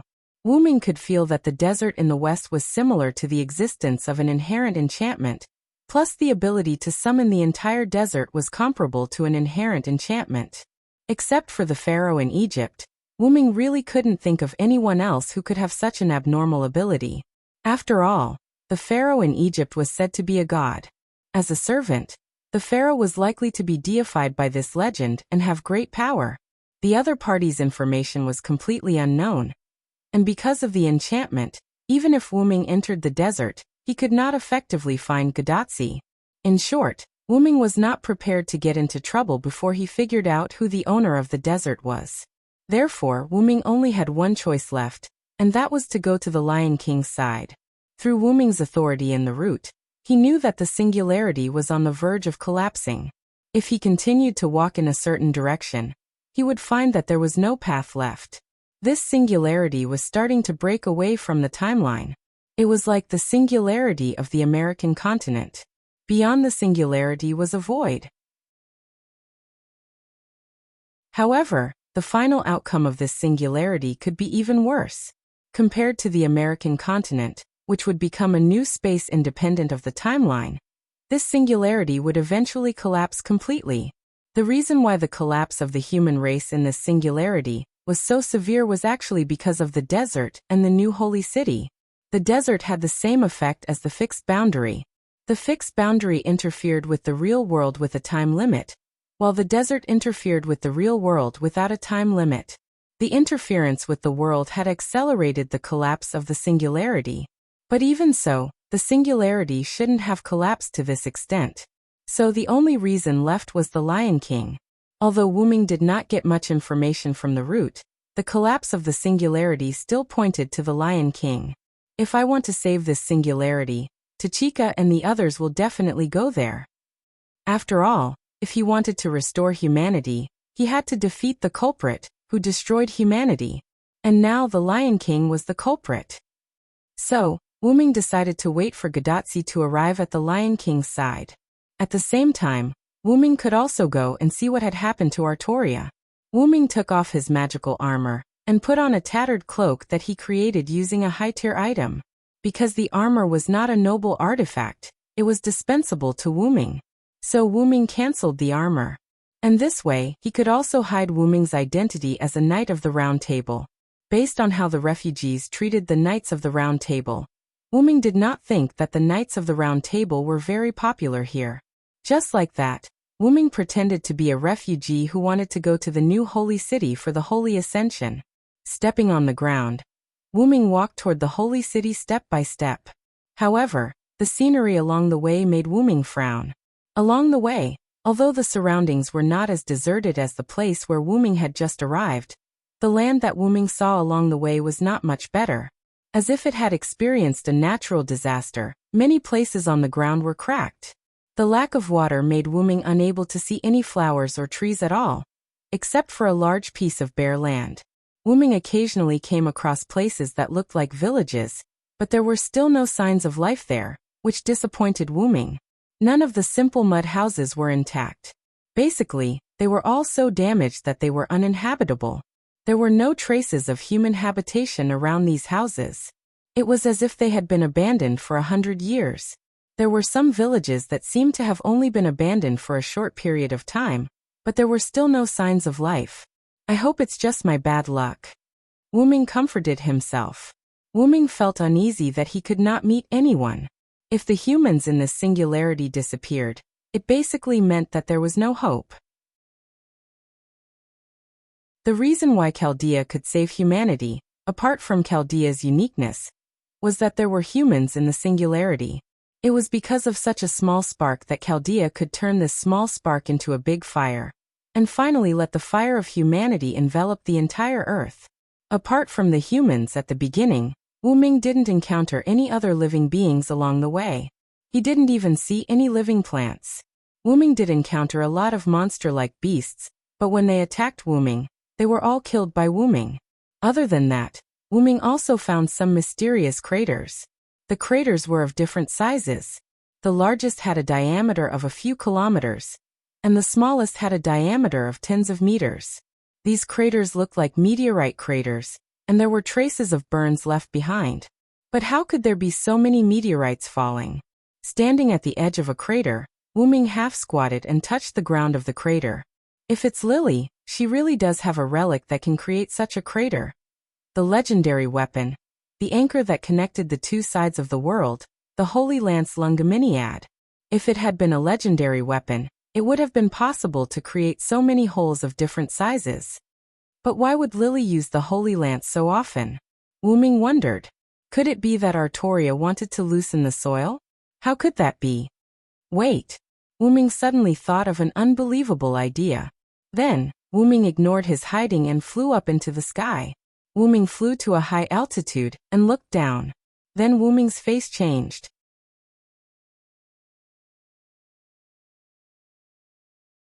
Chapter 671. Wuming landed from the sky with a gloomy face. His guess was right again. The giant pits of a few kilometers in size were distributed irregularly. In Wuming's view, it was likely that Artoria used the Holy Lance on Lionheart's troops. This was not a big problem, but the other pits that were not too big were quite big problems. Wuming looked down from the sky. The positions of these giant pits were suitable for building villages, and the size was completely suitable. So, the predecessor of these giant pits was a village distributed on this land. Because the Holy Lance continued to destroy the villages, The villagers who were lucky enough to survive had nowhere to go. They could only wander around, or go to the new holy city to participate in the holy selection to see if they could enter the holy city to live a good life. What?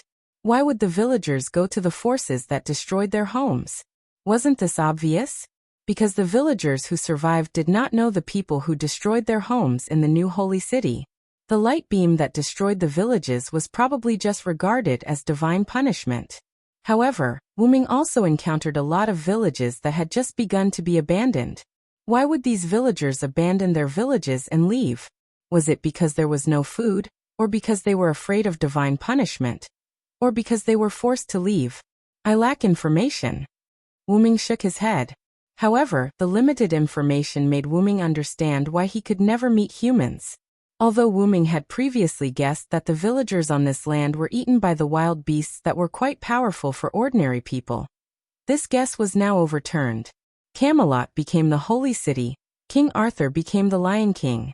What happened in the end? What changed? Wyrm looked in the direction of the holy city uneasily. After that, Wyrm continued to move and set off in the direction of the holy city. Wyrm found that the closer he got to the holy city, the fewer beasts he encountered before. Wyrm even encountered a team of patrolling knights. Looking at the equipment of the knights, it was somewhat similar to the Knights of Camelot, but Wyrm did not think that they were the Knights of Camelot. They were the Knights of the new holy city, Camelot, not the Camelot city of Great Britain Island. However, because Wyrm hid, he was not discovered by the knights. Wyrm was now more and more suspicious of the new holy city, so he decided to hide and see the situation first. After taking a slightly longer detour, Wyrm disguised himself as a traveler who had come from a faraway place and was disturbed by the chaos of war. Because of the detour, Wyrm was lucky to encounter a few humans. Fortunately, those humans also encountered Wyrm. This was because they had encountered many strange beasts and monsters that Wyrm had killed before. Wyrm lent a helping hand and struggled to take care of the beast. In the end, he pretended to be seriously injured. He wanted to see if these humans still had hearts. Once again, it was fortunate that although these humans looked extremely thin and battered, they still retained their hearts. These humans were grateful to Wyrm. After that, they said that they wanted to go to the holy city. If Wyrm was willing, they could take care of the injured Wyrm. Therefore, Wyrm gladly joined the team. Wyrm chatted with the leader of these people. The leader was constantly grateful to Wyrm. After all, if it were not for Wyrm, they would have been killed by the Soul Eater beast. The Soul Eater beast referred to the monster that Wyrm killed. Such a monster was said to be the emissary of hell. It would kill humans and eat their souls, so it was called the Soul Eater beast. However, the Soul Eater beast was only a type of creature that was passed down in this area. Such a monster had never appeared before. After the strange creature that Wyrm killed appeared, it was treated as a Soul Eater beast. However, when Wyrm said something like, "Aren't you afraid of being eaten?" the humans looked helpless. If it weren't for the fact that we can't survive, who would go to the holy city to participate in the saint selection? Being eaten or starving to death made no difference to them. It seemed that they also knew that those who went to participate in the saint selection did not return. It was precisely because they could not survive that they accepted dying on the way. They only went to the saint selection to try their luck. After all, they would starve to death if they did not gamble. As they gradually approached the holy city, Wyrm and the others did not encounter any danger. However, Wyrm obtained some information from the leader of these people. In the mountains of the distant north, the assassin order called the Old Man of the Mountain was still active. Wyrm, who was familiar with the Holy Grail War, naturally knew of the existence of the Old Man of the Mountain, because the assassin of the 7 classes in the Holy Grail War referred to the Old Man of the Mountain, Hassan Sabah. Normally, as long as the assassin class was summoned, the possibility of summoning Hassan was 99%. Because Hassan and the assassin class had a lot to do with each other, the name of this class was equivalent to a holy relic. Therefore, if one wanted to summon an assassin that was not Hassan, one could only use a special holy relic or method to do so. If one were to look at it from a normal perspective, Hassan was actually very strong. As for the organization of the Old Man of the Mountain, Their leader of each generation was called Hassan Sabah. The Hassans shaved their faces and wore bone masks to hide their true identities. Each generation of Hassan mastered a skill that others could not imitate or learn. In the eyes of ordinary people and even magicians, they were extremely dangerous existences. However, the dangerous existences to humans were in an awkward position in the Holy Grail War. Because of their low basic ability value, the Hassans could hardly fight head-on with the other 6 classes. They could only rely on sneak attacks to their masters. Of course, because the Hassans had all kinds of strange noble phantoms, they were not completely defeated. After all, the noble phantoms were miraculous things that could turn the tide of defeat. Just like the assassin class card that Wuming once used, because the assassin class card stored the spiritual base of the 19th generation Hassan. Different Hassan abilities would be obtained after using it according to different users. The Hassan that Wuming used was the 19th generation Cursed Wrist Hassan. One of his arms was the arm of the demon god, which was the arm of the curse that could crush people's hearts. Even if it was a servant, if they were accidentally hit by this attack, they would have to leave the stage. Anyway, all in all, Wuming obtained a piece of information. There was a suspected assassin order in the northern mountains, which was the old man of the mountain Hassan Sabah. In this way, it could be regarded as a tripartite balance of forces. While thinking, Wuming found that they had arrived at their scheduled destination, the new holy city of Camelot.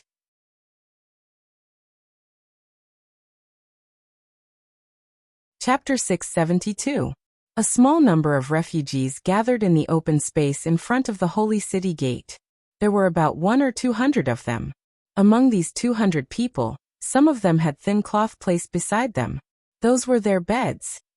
It seemed that many people had arrived here in advance, and it seemed that they had been living here for a long time. Fortunately, this place had become a singularity, and it was not so cold at night. Otherwise, these people would have frozen to death with just the thin cloth. However, Wuming was now thinking about one thing. Was he going to freeze here too? However, the heavens once again favored Wuming. The gate of the holy city opened. It seemed that Wuming had just arrived at the beginning of the holy ascension. The ability to double his luck in an instant was not for show. Seeing the gate of the holy city open, the refugees who had been waiting for a long time gathered together. Even the refugees who came with Wuming could not suppress the excitement in their hearts at this moment. They staggered into the crowd.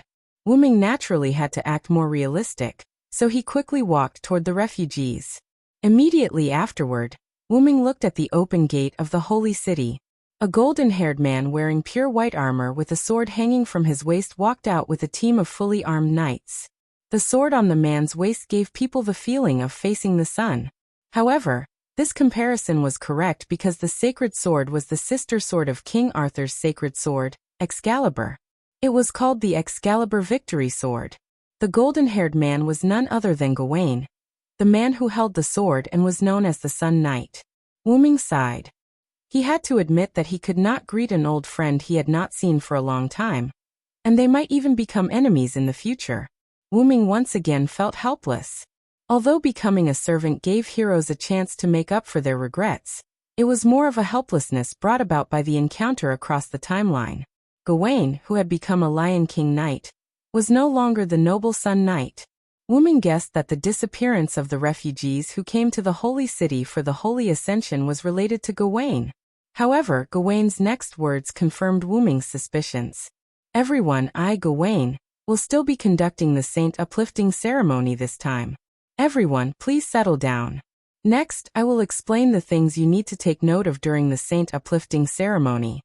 Gawain waved his hand, and the knights standing behind Gawain began to move. In just a few seconds, the knights had surrounded Wuming's group of refugees. It looked like they were about to perform an important ceremony. However, this scene made Wuming frown involuntarily. In this way, if these knights wanted to do anything to these refugees, these unarmed refugees who were in a sorry state due to their haste to travel would become fish on the chopping board, waiting to be slaughtered. When the saint uplifting ceremony begins, the tallest tower in the holy city will emit holy light. At that time, the bodies of the selected people will glow. These selected people have the purest hearts. Next, they will have the right to enter the holy city and live a carefree life. As for those who are not selected, their impure hearts will make them lose the right to enter the holy city. That's the rule. Do you all understand? Although Gawain's last sentence was a question, the refugees did not make a sound, or rather, they did not dare to make a sound. And Gawain seemed to be familiar with the refugees' behavior of not daring to speak, so the question he asked just now was just a routine. Next, it was time for the saint uplifting ceremony. The saint uplifting ceremony begins. At Gawain's command, the tower in the center of the holy city of Camello emitted a light. This light made him look like a laser. He instantly arrived at the entrance of the holy city and shone on the refugees. The sudden change caused a commotion among the refugees. They began to check in a panic to see if their bodies were glowing, to see if they had obtained the right to enter the holy city and start a new life. However, most people's bodies were not glowing. There was not even the slightest change. However, most people discovered that there were only 3 or 4 people whose bodies were glowing. This frightened the refugees. There were so many of them, but only 3 or 4 of them were qualified to enter the holy city. Wasn't this saying that they were all dirty people on the inside? Those who had done many bad things frowned in dissatisfaction. When they heard that only those with pure hearts were qualified to enter the holy city, they no longer held any hope. They just wanted to try their luck. As for those who had not done any bad things and thought that they were pure but were not selected, they were devastated. This was the same as saying, you think you're a god, but in fact, you're not even a fart. It made people feel helpless, sad. However, Gawain did not show any surprise when he saw that there were only 3 or 4 people whose bodies were glowing. It was as if this was the number of people selected in each saint uplifting ceremony. Next, those who were not selected would be left to them to deal with. On Wuming's side, he was wearing a shabby cloak. His whole body was glowing, and he kept a distance from the people around him. However, Wuming was clearly not a human. He was clearly a ghost-like follower. How could he be selected? The mandatory condition to be selected by the light was that he was a human. In fact, when he saw the light emitted from the top of the tower, Wuming secretly used some means and tricks to capture part of the light. As Wuming expected, the light was emitted by the holy spear. Wuming's current spiritual base was indeed unable to face the holy spear head-on. However, Wuming still had a way to steal the light from those with pure hearts. It was because of this that Wuming's ghost was qualified to enter the holy city. The people around Wuming isolated Wuming. That was not Wuming's doing. After all, Wuming had to enter the holy city. It would be great if he could enter without causing a commotion. Therefore, Wuming did not need to make himself so conspicuous. The people around him only subconsciously distanced themselves from Wuming when they saw Wuming's body glowing. The selected Wuming was no longer like them. He was no longer a human like them. He was a real human. Therefore, the people around him subconsciously distanced themselves from the alien. The other selected people whose bodies began to glow were the same.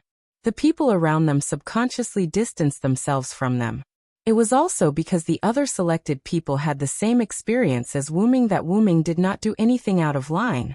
Unlike Wuming, who was unusually calm, the people who were alienated all looked uneasy and nervous. At this moment, Gawain spoke. Congratulations, you've been selected.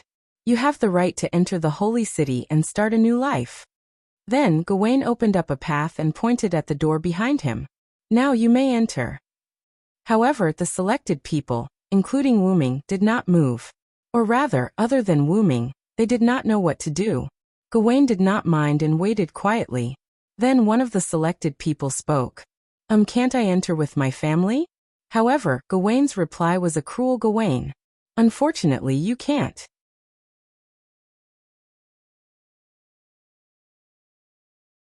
Chapter 673. Those who aren't chosen aren't qualified to enter the holy city. Also, as you can see, your family left you when you were chosen. You don't have to think about them at all. Go to the holy city and live the happy life you deserve. Gao Wenshao explained to the person who asked the question with both reason and emotion. However, that person still couldn't bear it and couldn't make a decision. On the other hand, The other people who were chosen didn't hesitate and strode toward the gate of the holy city. Wuming looked at the person who was still hesitating with interest. This person was the leader, who had accompanied Wuming all the way here and talked to Wuming. His family, who were the people who came with Wuming, lowered their heads and didn't dare to look at their chosen relative. These people felt guilty because they subconsciously retreated just now.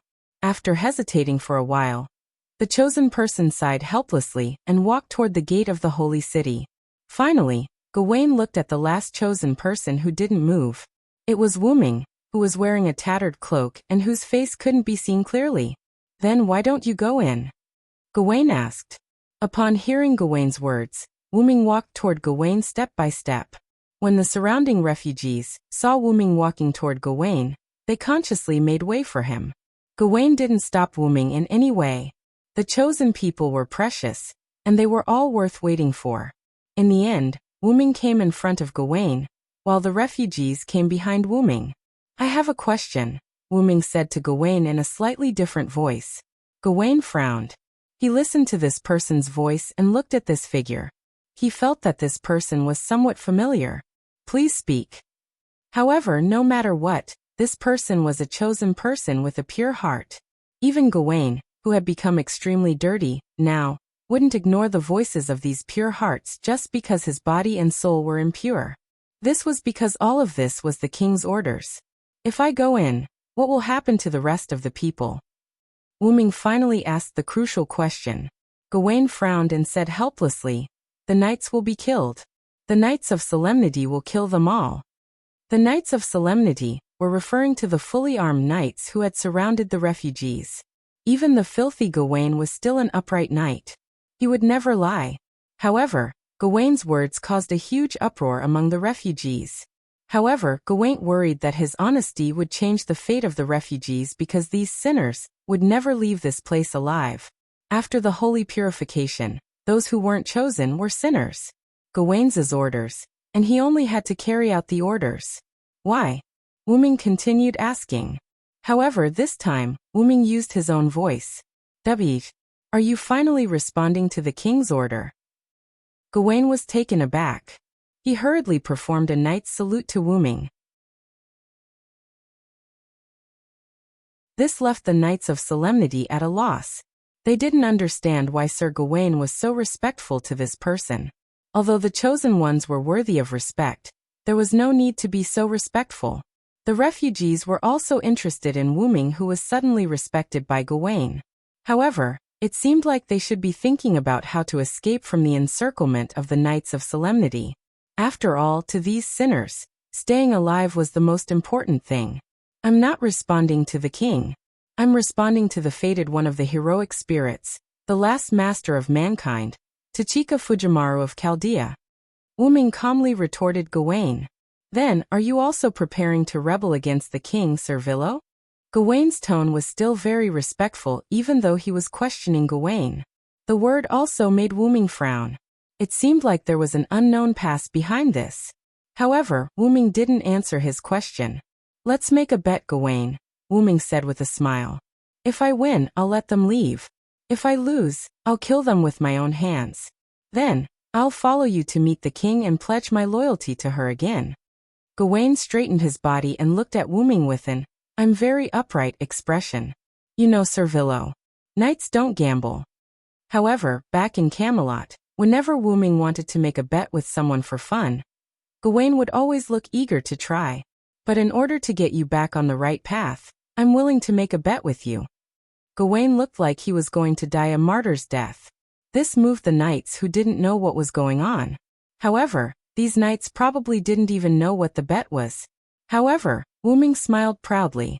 "Aren't you going to ask me what the bet is, Gawain?"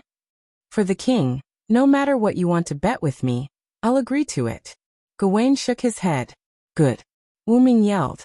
Then he grabbed the corner of his cloak and pulled. Apart from the helmet, a fully armed silver dragon knight with a red cloak appeared in front of Gawain. "It's great to see you again, Sir Villo." Seeing Wuming's familiar face, Gawain gave him a heartfelt blessing. However, Wuming ignored Gawain's greeting. Instead, he pointed at the refugees behind him. "In that case, let them go." Wuming's words confused Gawain. Didn't he say that he would only let them go if he lost the bet? Why did he suddenly ask him to let them go? I bet on whether you would agree to the bet, and I won, Wuming said shamelessly to Gawain.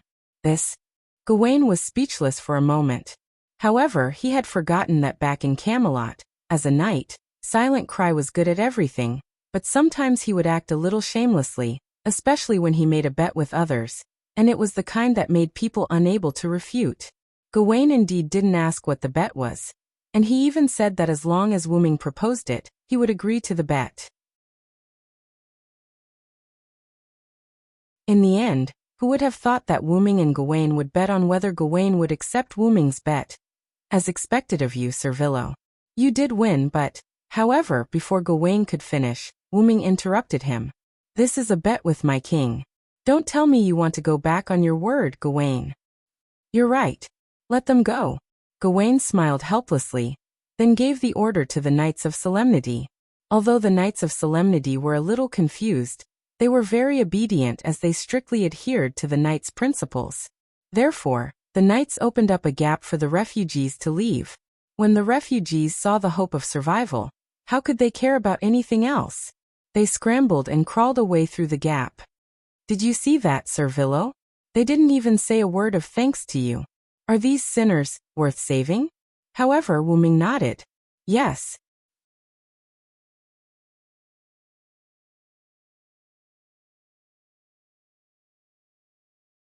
Chapter 674. In the beginning, Wuming's goal was to help Gadotsi save the Singularity. But when Wuming learned that the Lion King in this Singularity was no longer the Artoria he knew, Wuming decided that he must come and see what happened to Artoria. The reason why Wuming captured the beam of Holy Selection Light was to make it easier for him to sneak into the city. However, Wuming guessed what Gawain was going to do next. Coincidentally, although Wuming was not a saint, Wuming was not the kind of person who would leave someone in the lurch. Moreover, this was also to save the Singularity. If he wanted to ensure that the Singularity could be successfully saved, there had to be humans in the Singularity, not to mention that the Singularity had already begun to collapse. The more humans there were, the more advantageous it would be for the Singularity that had already begun to collapse. After all, this way, the Singularity's collapse would be delayed, and Gadotsi and the others would have more time. Therefore, Wuming chose to expose himself and let the refugees escape. Although he did not know if the refugees could find a safe place, their fates were no longer in Wuming's hands. Whether it was a blessing or a curse, it was up to fate. However, Gawain shook his head at Wuming, who nodded in affirmation. Servillo, even if I let those refugees go, they might not be able to leave alive. They might be eaten by those beasts. You must know that there are more mutated beasts in the wild here than just the soul-eating beast. As the Lion King's close vassal, Gawain knew some secrets. The Solemn Knights had the ability to completely eliminate the surrounding beasts, but Gawain deliberately ordered the Solemn Knights not to take action. His purpose was to keep the beasts and clean up the extra dirty humans. Because there were too many humans in this Singularity, and there were not many humans who could be chosen by the Holy Lance, Gawain kept the wild beasts and let them clean up the humans. Everything was for the king's sake, so Gawain, who knew the truth, did not object. If the refugees encountered wild beasts, there would definitely be casualties. If they were not careful, they might even be wiped out. Don't think that they would be able to leave safely just because they were able to reach the holy city. Gawain was certain that the total number of people who had come to the holy city for the saint selection was definitely more than 100 or 200. So where did the rest go? If they weren't eaten by wild beasts, they would die on the way due to various reasons such as hunger and fatigue. These people who were able to participate in the saint selection had come to the holy city through the sacrifice of others. Of course, there were also people who were lucky, such as the few people who met Wuming. They didn't encounter any danger along the way. After encountering danger, they met Wuming, so they arrived here safely. Therefore, even if Gawain spared those 200 people, they might not be able to leave alive. Moreover, if I report the news of the refugees leaving, Minister Ajagu will definitely send Minister Drizzt or Minister Mordred after them. Don't ask Gawain why he knew. In the past, there were many people who escaped, and those people were killed by Drizzt or Mordred. However, when Wuming heard Gawain's words, he couldn't help but frown. What did you just say? Why is it Jagu the one who gave the order? Where is the king? Ever since we defeated Lionheart, the king has been sleeping. But don't worry, the king chose to sleep to replenish his mana. Gawain was afraid that Wuming was worried that something had happened to Artoria, so he patiently answered. That was indeed the case. After hearing Gawain's words, Wuming's furrowed brows relaxed.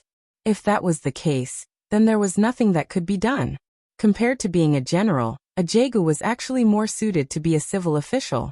When Artoria or Wuming were not in Camelot, he was always conscientious and meticulous in giving the correct orders. Even though a Gruppen's orders were so strict that they couldn't be more strict, even Impartial couldn't fully describe a Gruppen.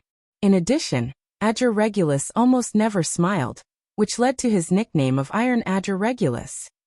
However, Wuming was once again worried.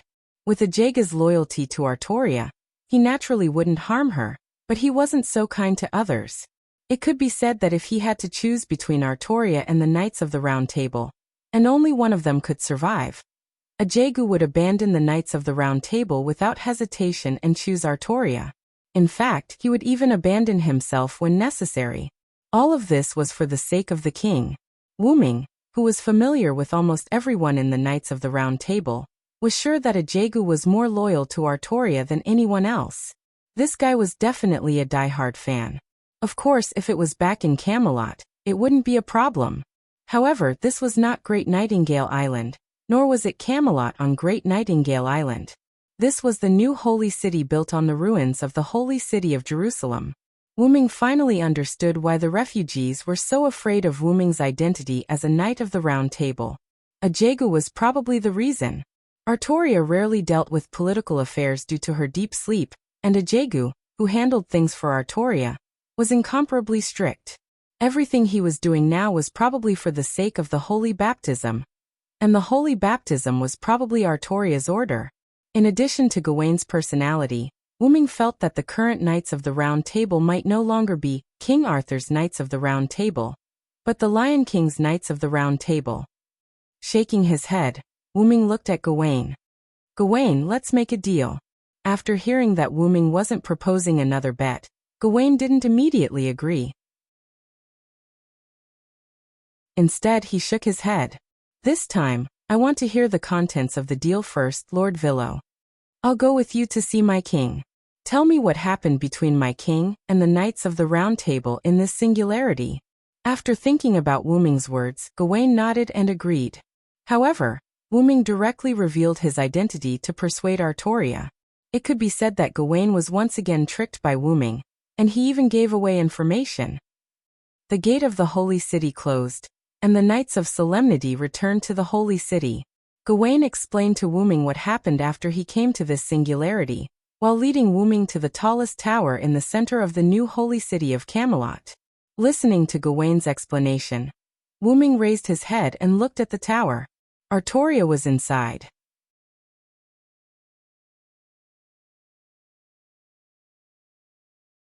Chapter 675.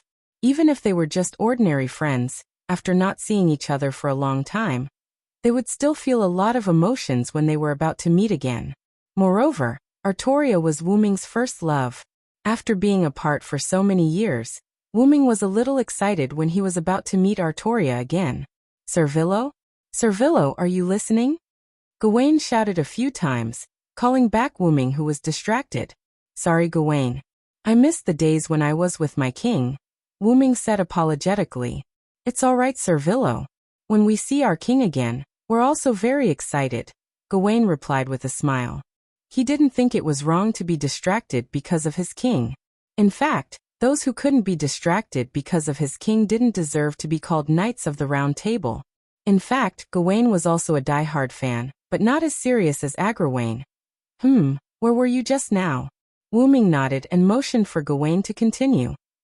I was just talking about our final crusade against the demons. At this point, Gawain's eyes dimmed a little, but they recovered in an instant. The observant Wuming naturally caught the moment when Gawain's eyes dimmed, and Wuming read the sadness in Gawain's eyes. Although the demons were very strong, there was no enemy that our king and the Knights of the Round Table couldn't defeat. We successfully killed the Lionheart King, who sacrificed themselves.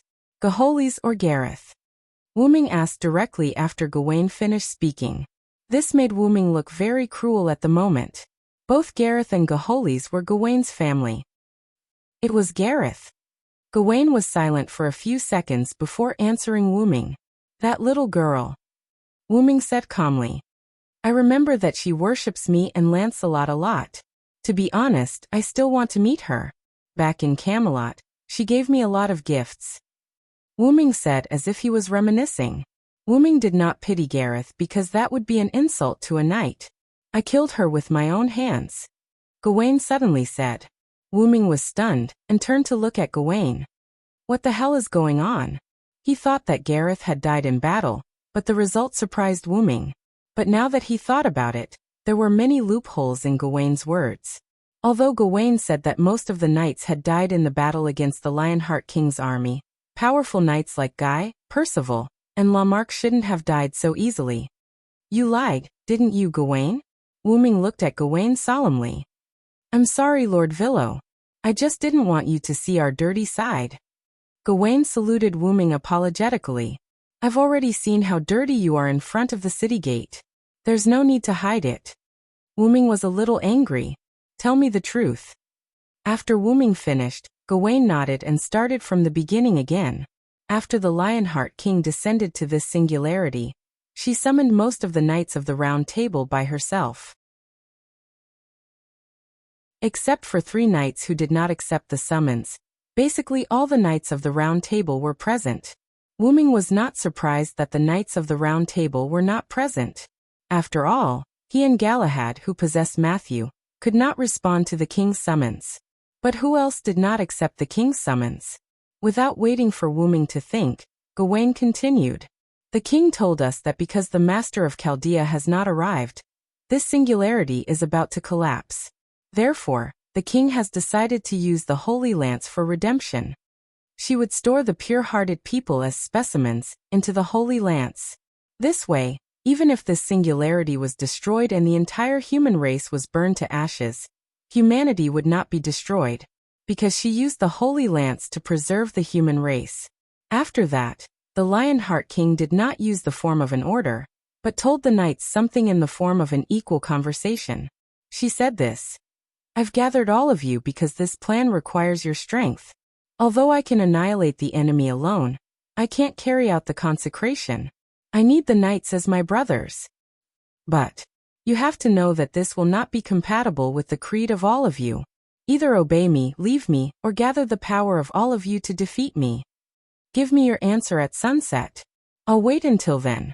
Kaiching instantly stood on the opposite side of the king, and Gahoris also did not hesitate to stand in the camp against the king. Gawain said. His eyes were a little dim, but he recovered in an instant. Because of me and Lancelot, Gareth stood on our side. In other words, before the Knights of the Round Table dealt with the Lionheart King, they first killed each other. Wuming closed his eyes, feeling a little uncomfortable. Humans were not plants and could not be emotionless. Wuming had lived with the Knights of the Round Table for more than 10 years. And if he had to say, the Knights of the Round Table came to the king's side one by one under Wuming's watch. Wuming could say that he knew them like the back of his hand. When they killed each other, their hearts must have been more uncomfortable than Wuming now. Then, as if to prove his inner determination, Gawain looked at Wuming without the slightest hint of avoidance. We killed our compatriots who wanted to stop the king, and were stained with the blood of our compatriots. We who have decided to enter hell can bear it, but Gareth is not like us. Gawain shook his head. Her pure heart could not bear such pain. In the end, Gareth used his battered body and hands that were no longer pure white to break down and shed tears. He sacrificed himself to control the Lionheart King. In the end, I killed Gareth and the demon with my sword. Gawain finished speaking, but Wuming could understand that the actual situation was definitely not as simple as Gawain said.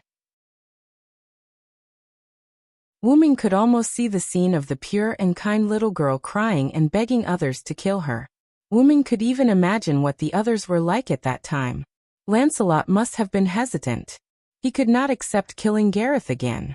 Driz would probably just be sad, and Mordred would probably be irritable. Although Mordred was a rebellious knight, she still cared about the Knights of the Round Table. Mordred would probably shout something like, "We can kill this bastard without such a sacrifice." Agravain would probably draw his sword and prepare to stab the enemy and his compatriots together. After all, he himself knew that he was suitable to play the role of an evil person. However, Gawain took the initiative to attack first. Wyrm did not know how Gawain felt when he swung his sword. Perhaps that swing of the sword also cut off Gawain's human emotions. In this way, Gawain was absolutely loyal to the Lion King. In this way, the Lion King's son knight was perfectly born. Just like the bet that Wyrm proposed with Artoria, Gawain had no choice but to abide by it. Otherwise, it would be an insult to the king. Is everything for the king, Gawain? Yes. You don't regret it? Yes. Then let's go. Take me to see the king, the one who is no longer a human.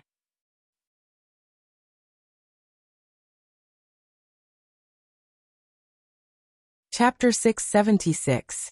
After entering the tower, and passing through a corridor guarded by knights, Wyrm and Gawain arrived at a magnificent door. "Sir Villo, please take a rest inside. I'll gather the other knights of the Round Table in the Holy City." Gawain bowed to Wyrm. Although Wyrm's words seemed to be hostile toward the Lion King, Gawain would still respect Wyrm as long as their relationship was not completely broken. How many knights are not in the Holy City? Wyrm looked at the magnificent door, and asked Gawain without looking back. "Only 2. Lancelot and Mordred are knights of the guerrilla force. They're both outside at the moment. Culistan is the one on standby in the city. Egwene is in charge of things in Steward Wong's place. I'm in charge of guarding the city gate." Wyrm only asked who was not in the city, but Gawain answered all of them. However, the answer disappointed Wyrm. So there were only a few knights left. Wyrm sighed. "No need to gather them. I only want to see the Lion King." Wyrm shook his head. And after meeting the Lion King, there was no way to know whether they were friends or foes. Wyrm was also grateful that Gawain had told Wyrm about them. After all, if they became enemies in the end, this information would be very beneficial to Wyrm. "Yes, please help yourself." Gawain bowed to Wyrm and left. After all, his duty was to guard the city gate. Although it was unlikely that there would be an enemy attack, he still had to fulfill his duty. Seeing that Gawain had left, Wyrm did not hesitate and pushed the door open. He decided that the moment he saw Artoria, he would give her a good scolding. "Sir Villo!" Accompanied by a joyful cry, a delicate body instantly pounced into Wyrm's arms. Wyrm subconsciously hugged the person who had thrown herself into his arms. Then he took a closer look. She was a beautiful lady with fair skin and golden curly hair. "Guinevere. Why are you here?" That's right, the one who jumped into Wyrm's arms was Guinevere, who had admired Wyrm for a long time, but couldn't be with him because of King Arthur. However, Guinevere did not answer Wyrm. Instead, he hugged Wyrm tightly and murmured, "Lord Villo, Guinevere misses you so much." Wyrm didn't say anything else. He removed his armor and hugged Guinevere. Both of them enjoyed this moment of peace. Gradually, Guinevere stopped moving. Wyrm took a closer look and saw that Guinevere had fallen asleep. "It must have been hard for you." Wyrm touched Guinevere's cheek tenderly.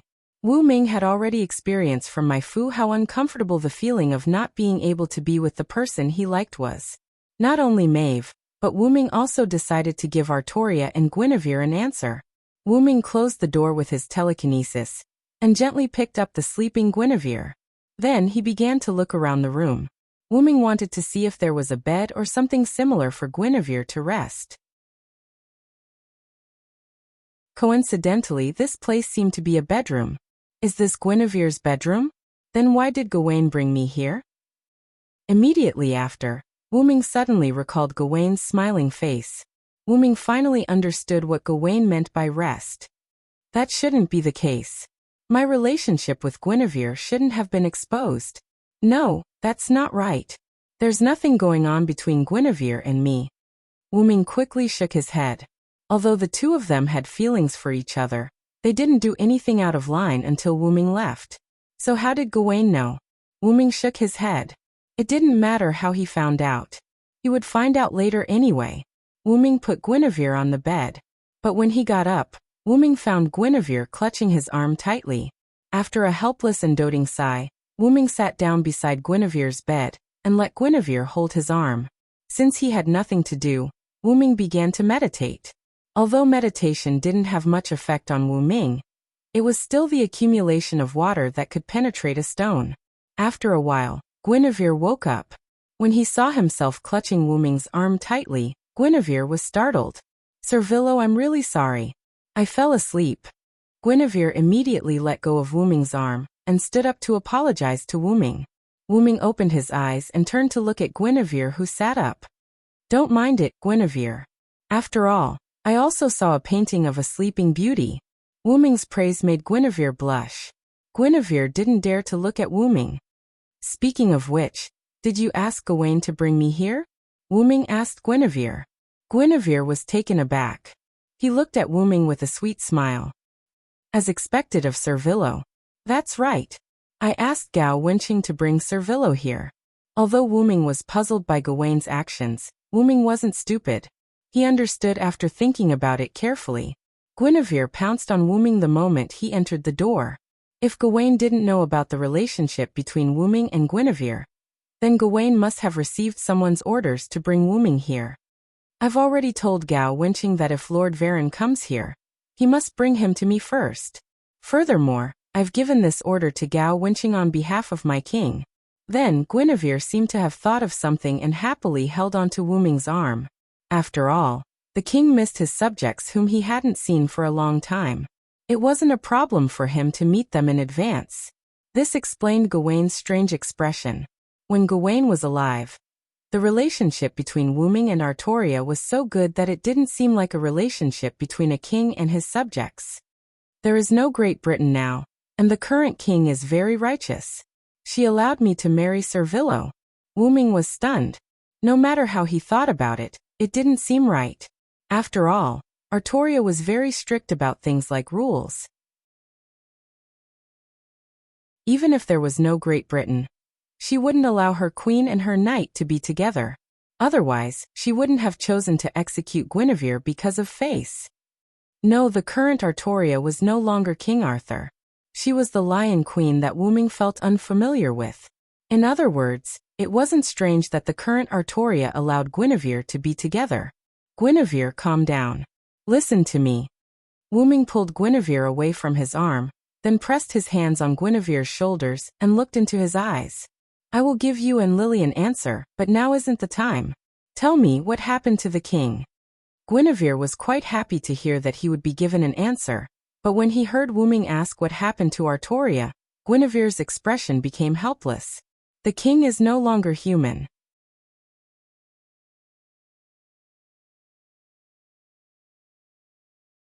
Chapter 677.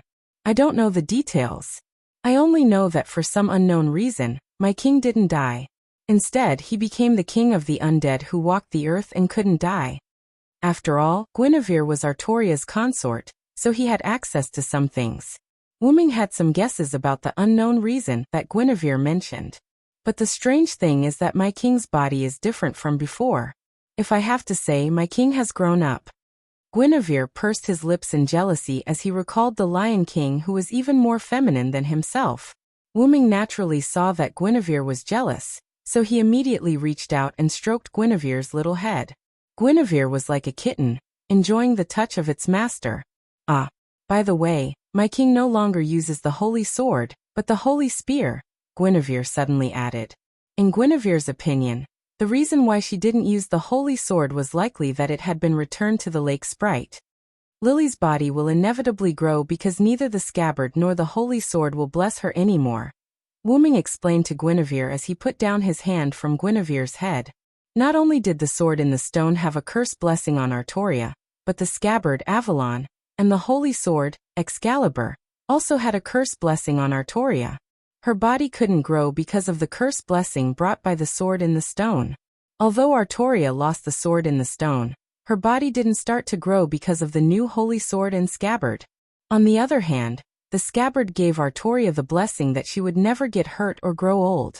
Although the holy sword did not explicitly state it, in King Arthur's final story, King Arthur's broken body died after Bedivere completely returned the holy sword to him. Therefore, the holy sword also had a hidden blessing for Artoria. However, Wyrm was puzzled that Artoria didn't die after the sword in the lake was returned. Logically speaking, after the sword in the lake was returned to the lake sprite, King Arthur should have fallen into a deep sleep. However, Artoria became the king of the undead who couldn't die. However, there was another possibility. If the holy sword wasn't returned to the lake sprite, then Artoria probably couldn't die. The story of Bedivere returning the holy sword 3 times was the best explanation. Artoria was seriously injured. Even with the blood of the red dragon, she couldn't hold on until Bedivere returned the holy sword 3 times before she died. It was probably a blessing that was like a curse. As long as the sword was not returned, Artoria would not die. Guinevere, do you know who didn't respond to Lily's summon? Wyrm became a little bit more serious. Guinevere thought carefully and looked at Wyrm. I remember that only you, Sir Villo Galahad, the son of Lancelot, and Bedivere, who witnessed the end of King Arthur, didn't respond to Her Majesty's summon. It's not strange that you didn't respond to Her Majesty's summon, but it's strange that Galahad and Bedivere didn't respond.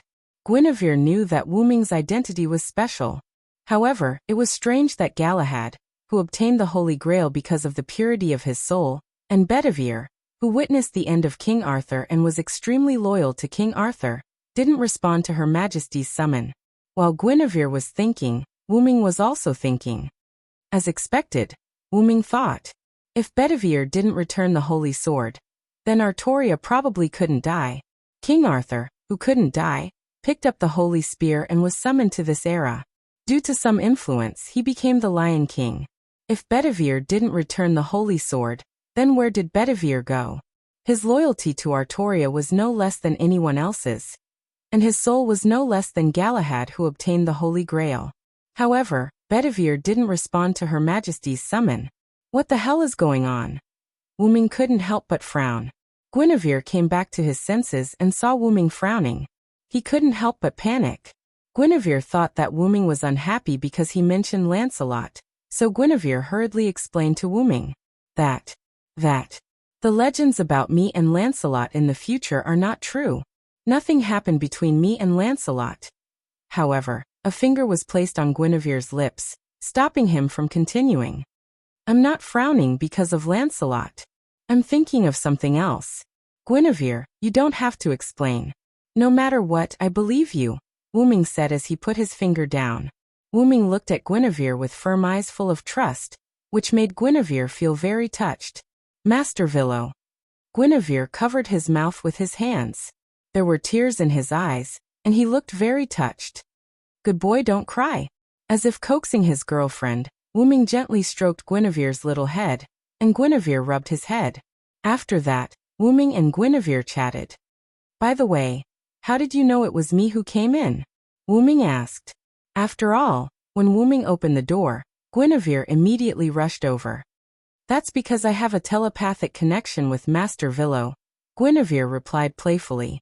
Then Guinevere was hit by Wyrm. Actually, I used magic to find out. Guinevere covered his little head that was hit by Wyrm and answered pitifully. Then, Guinevere took out a glowing compass-like gadget.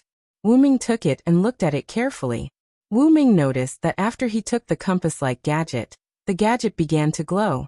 Moreover, the compass-like gadget instantly pointed at him. So, this is a device you made to find me? Guinevere nodded honestly. After all, she was also a magician. If there was a person's hair or something like that, Guinevere could still perform a magic trick to find that person. And Wyrm was Guinevere's knight, so it was easy for Guinevere to get Wyrm's hair. Wyrm didn't know whether to laugh or cry. Then Wyrm returned the gadget to Guinevere, who put it away like it was a treasure. Then Guinevere and Wyrm chatted. During the conversation, Wyrm learned that this was actually Artoria's bedroom. After all, Guinevere gave the order to Gawain using Artoria's identity, so he had to bring it to Artoria's bedroom. However, The reason why Artoria wasn't here was because she happened to wake up today. So, where did Artoria go after waking up? Wooming couldn't help but be curious. At this moment, the door of the room suddenly opened. You're tuning in to the Lee May Sword of Destiny YouTube channel. We're so grateful for your support, and don't forget to subscribe to join us on this incredible journey through captivating stories. Your generosity through donations truly makes a world of difference, as it's the primary source of revenue that allows me to expand and enhance this channel for you. Thank you from the bottom of my heart for being a part of this adventure.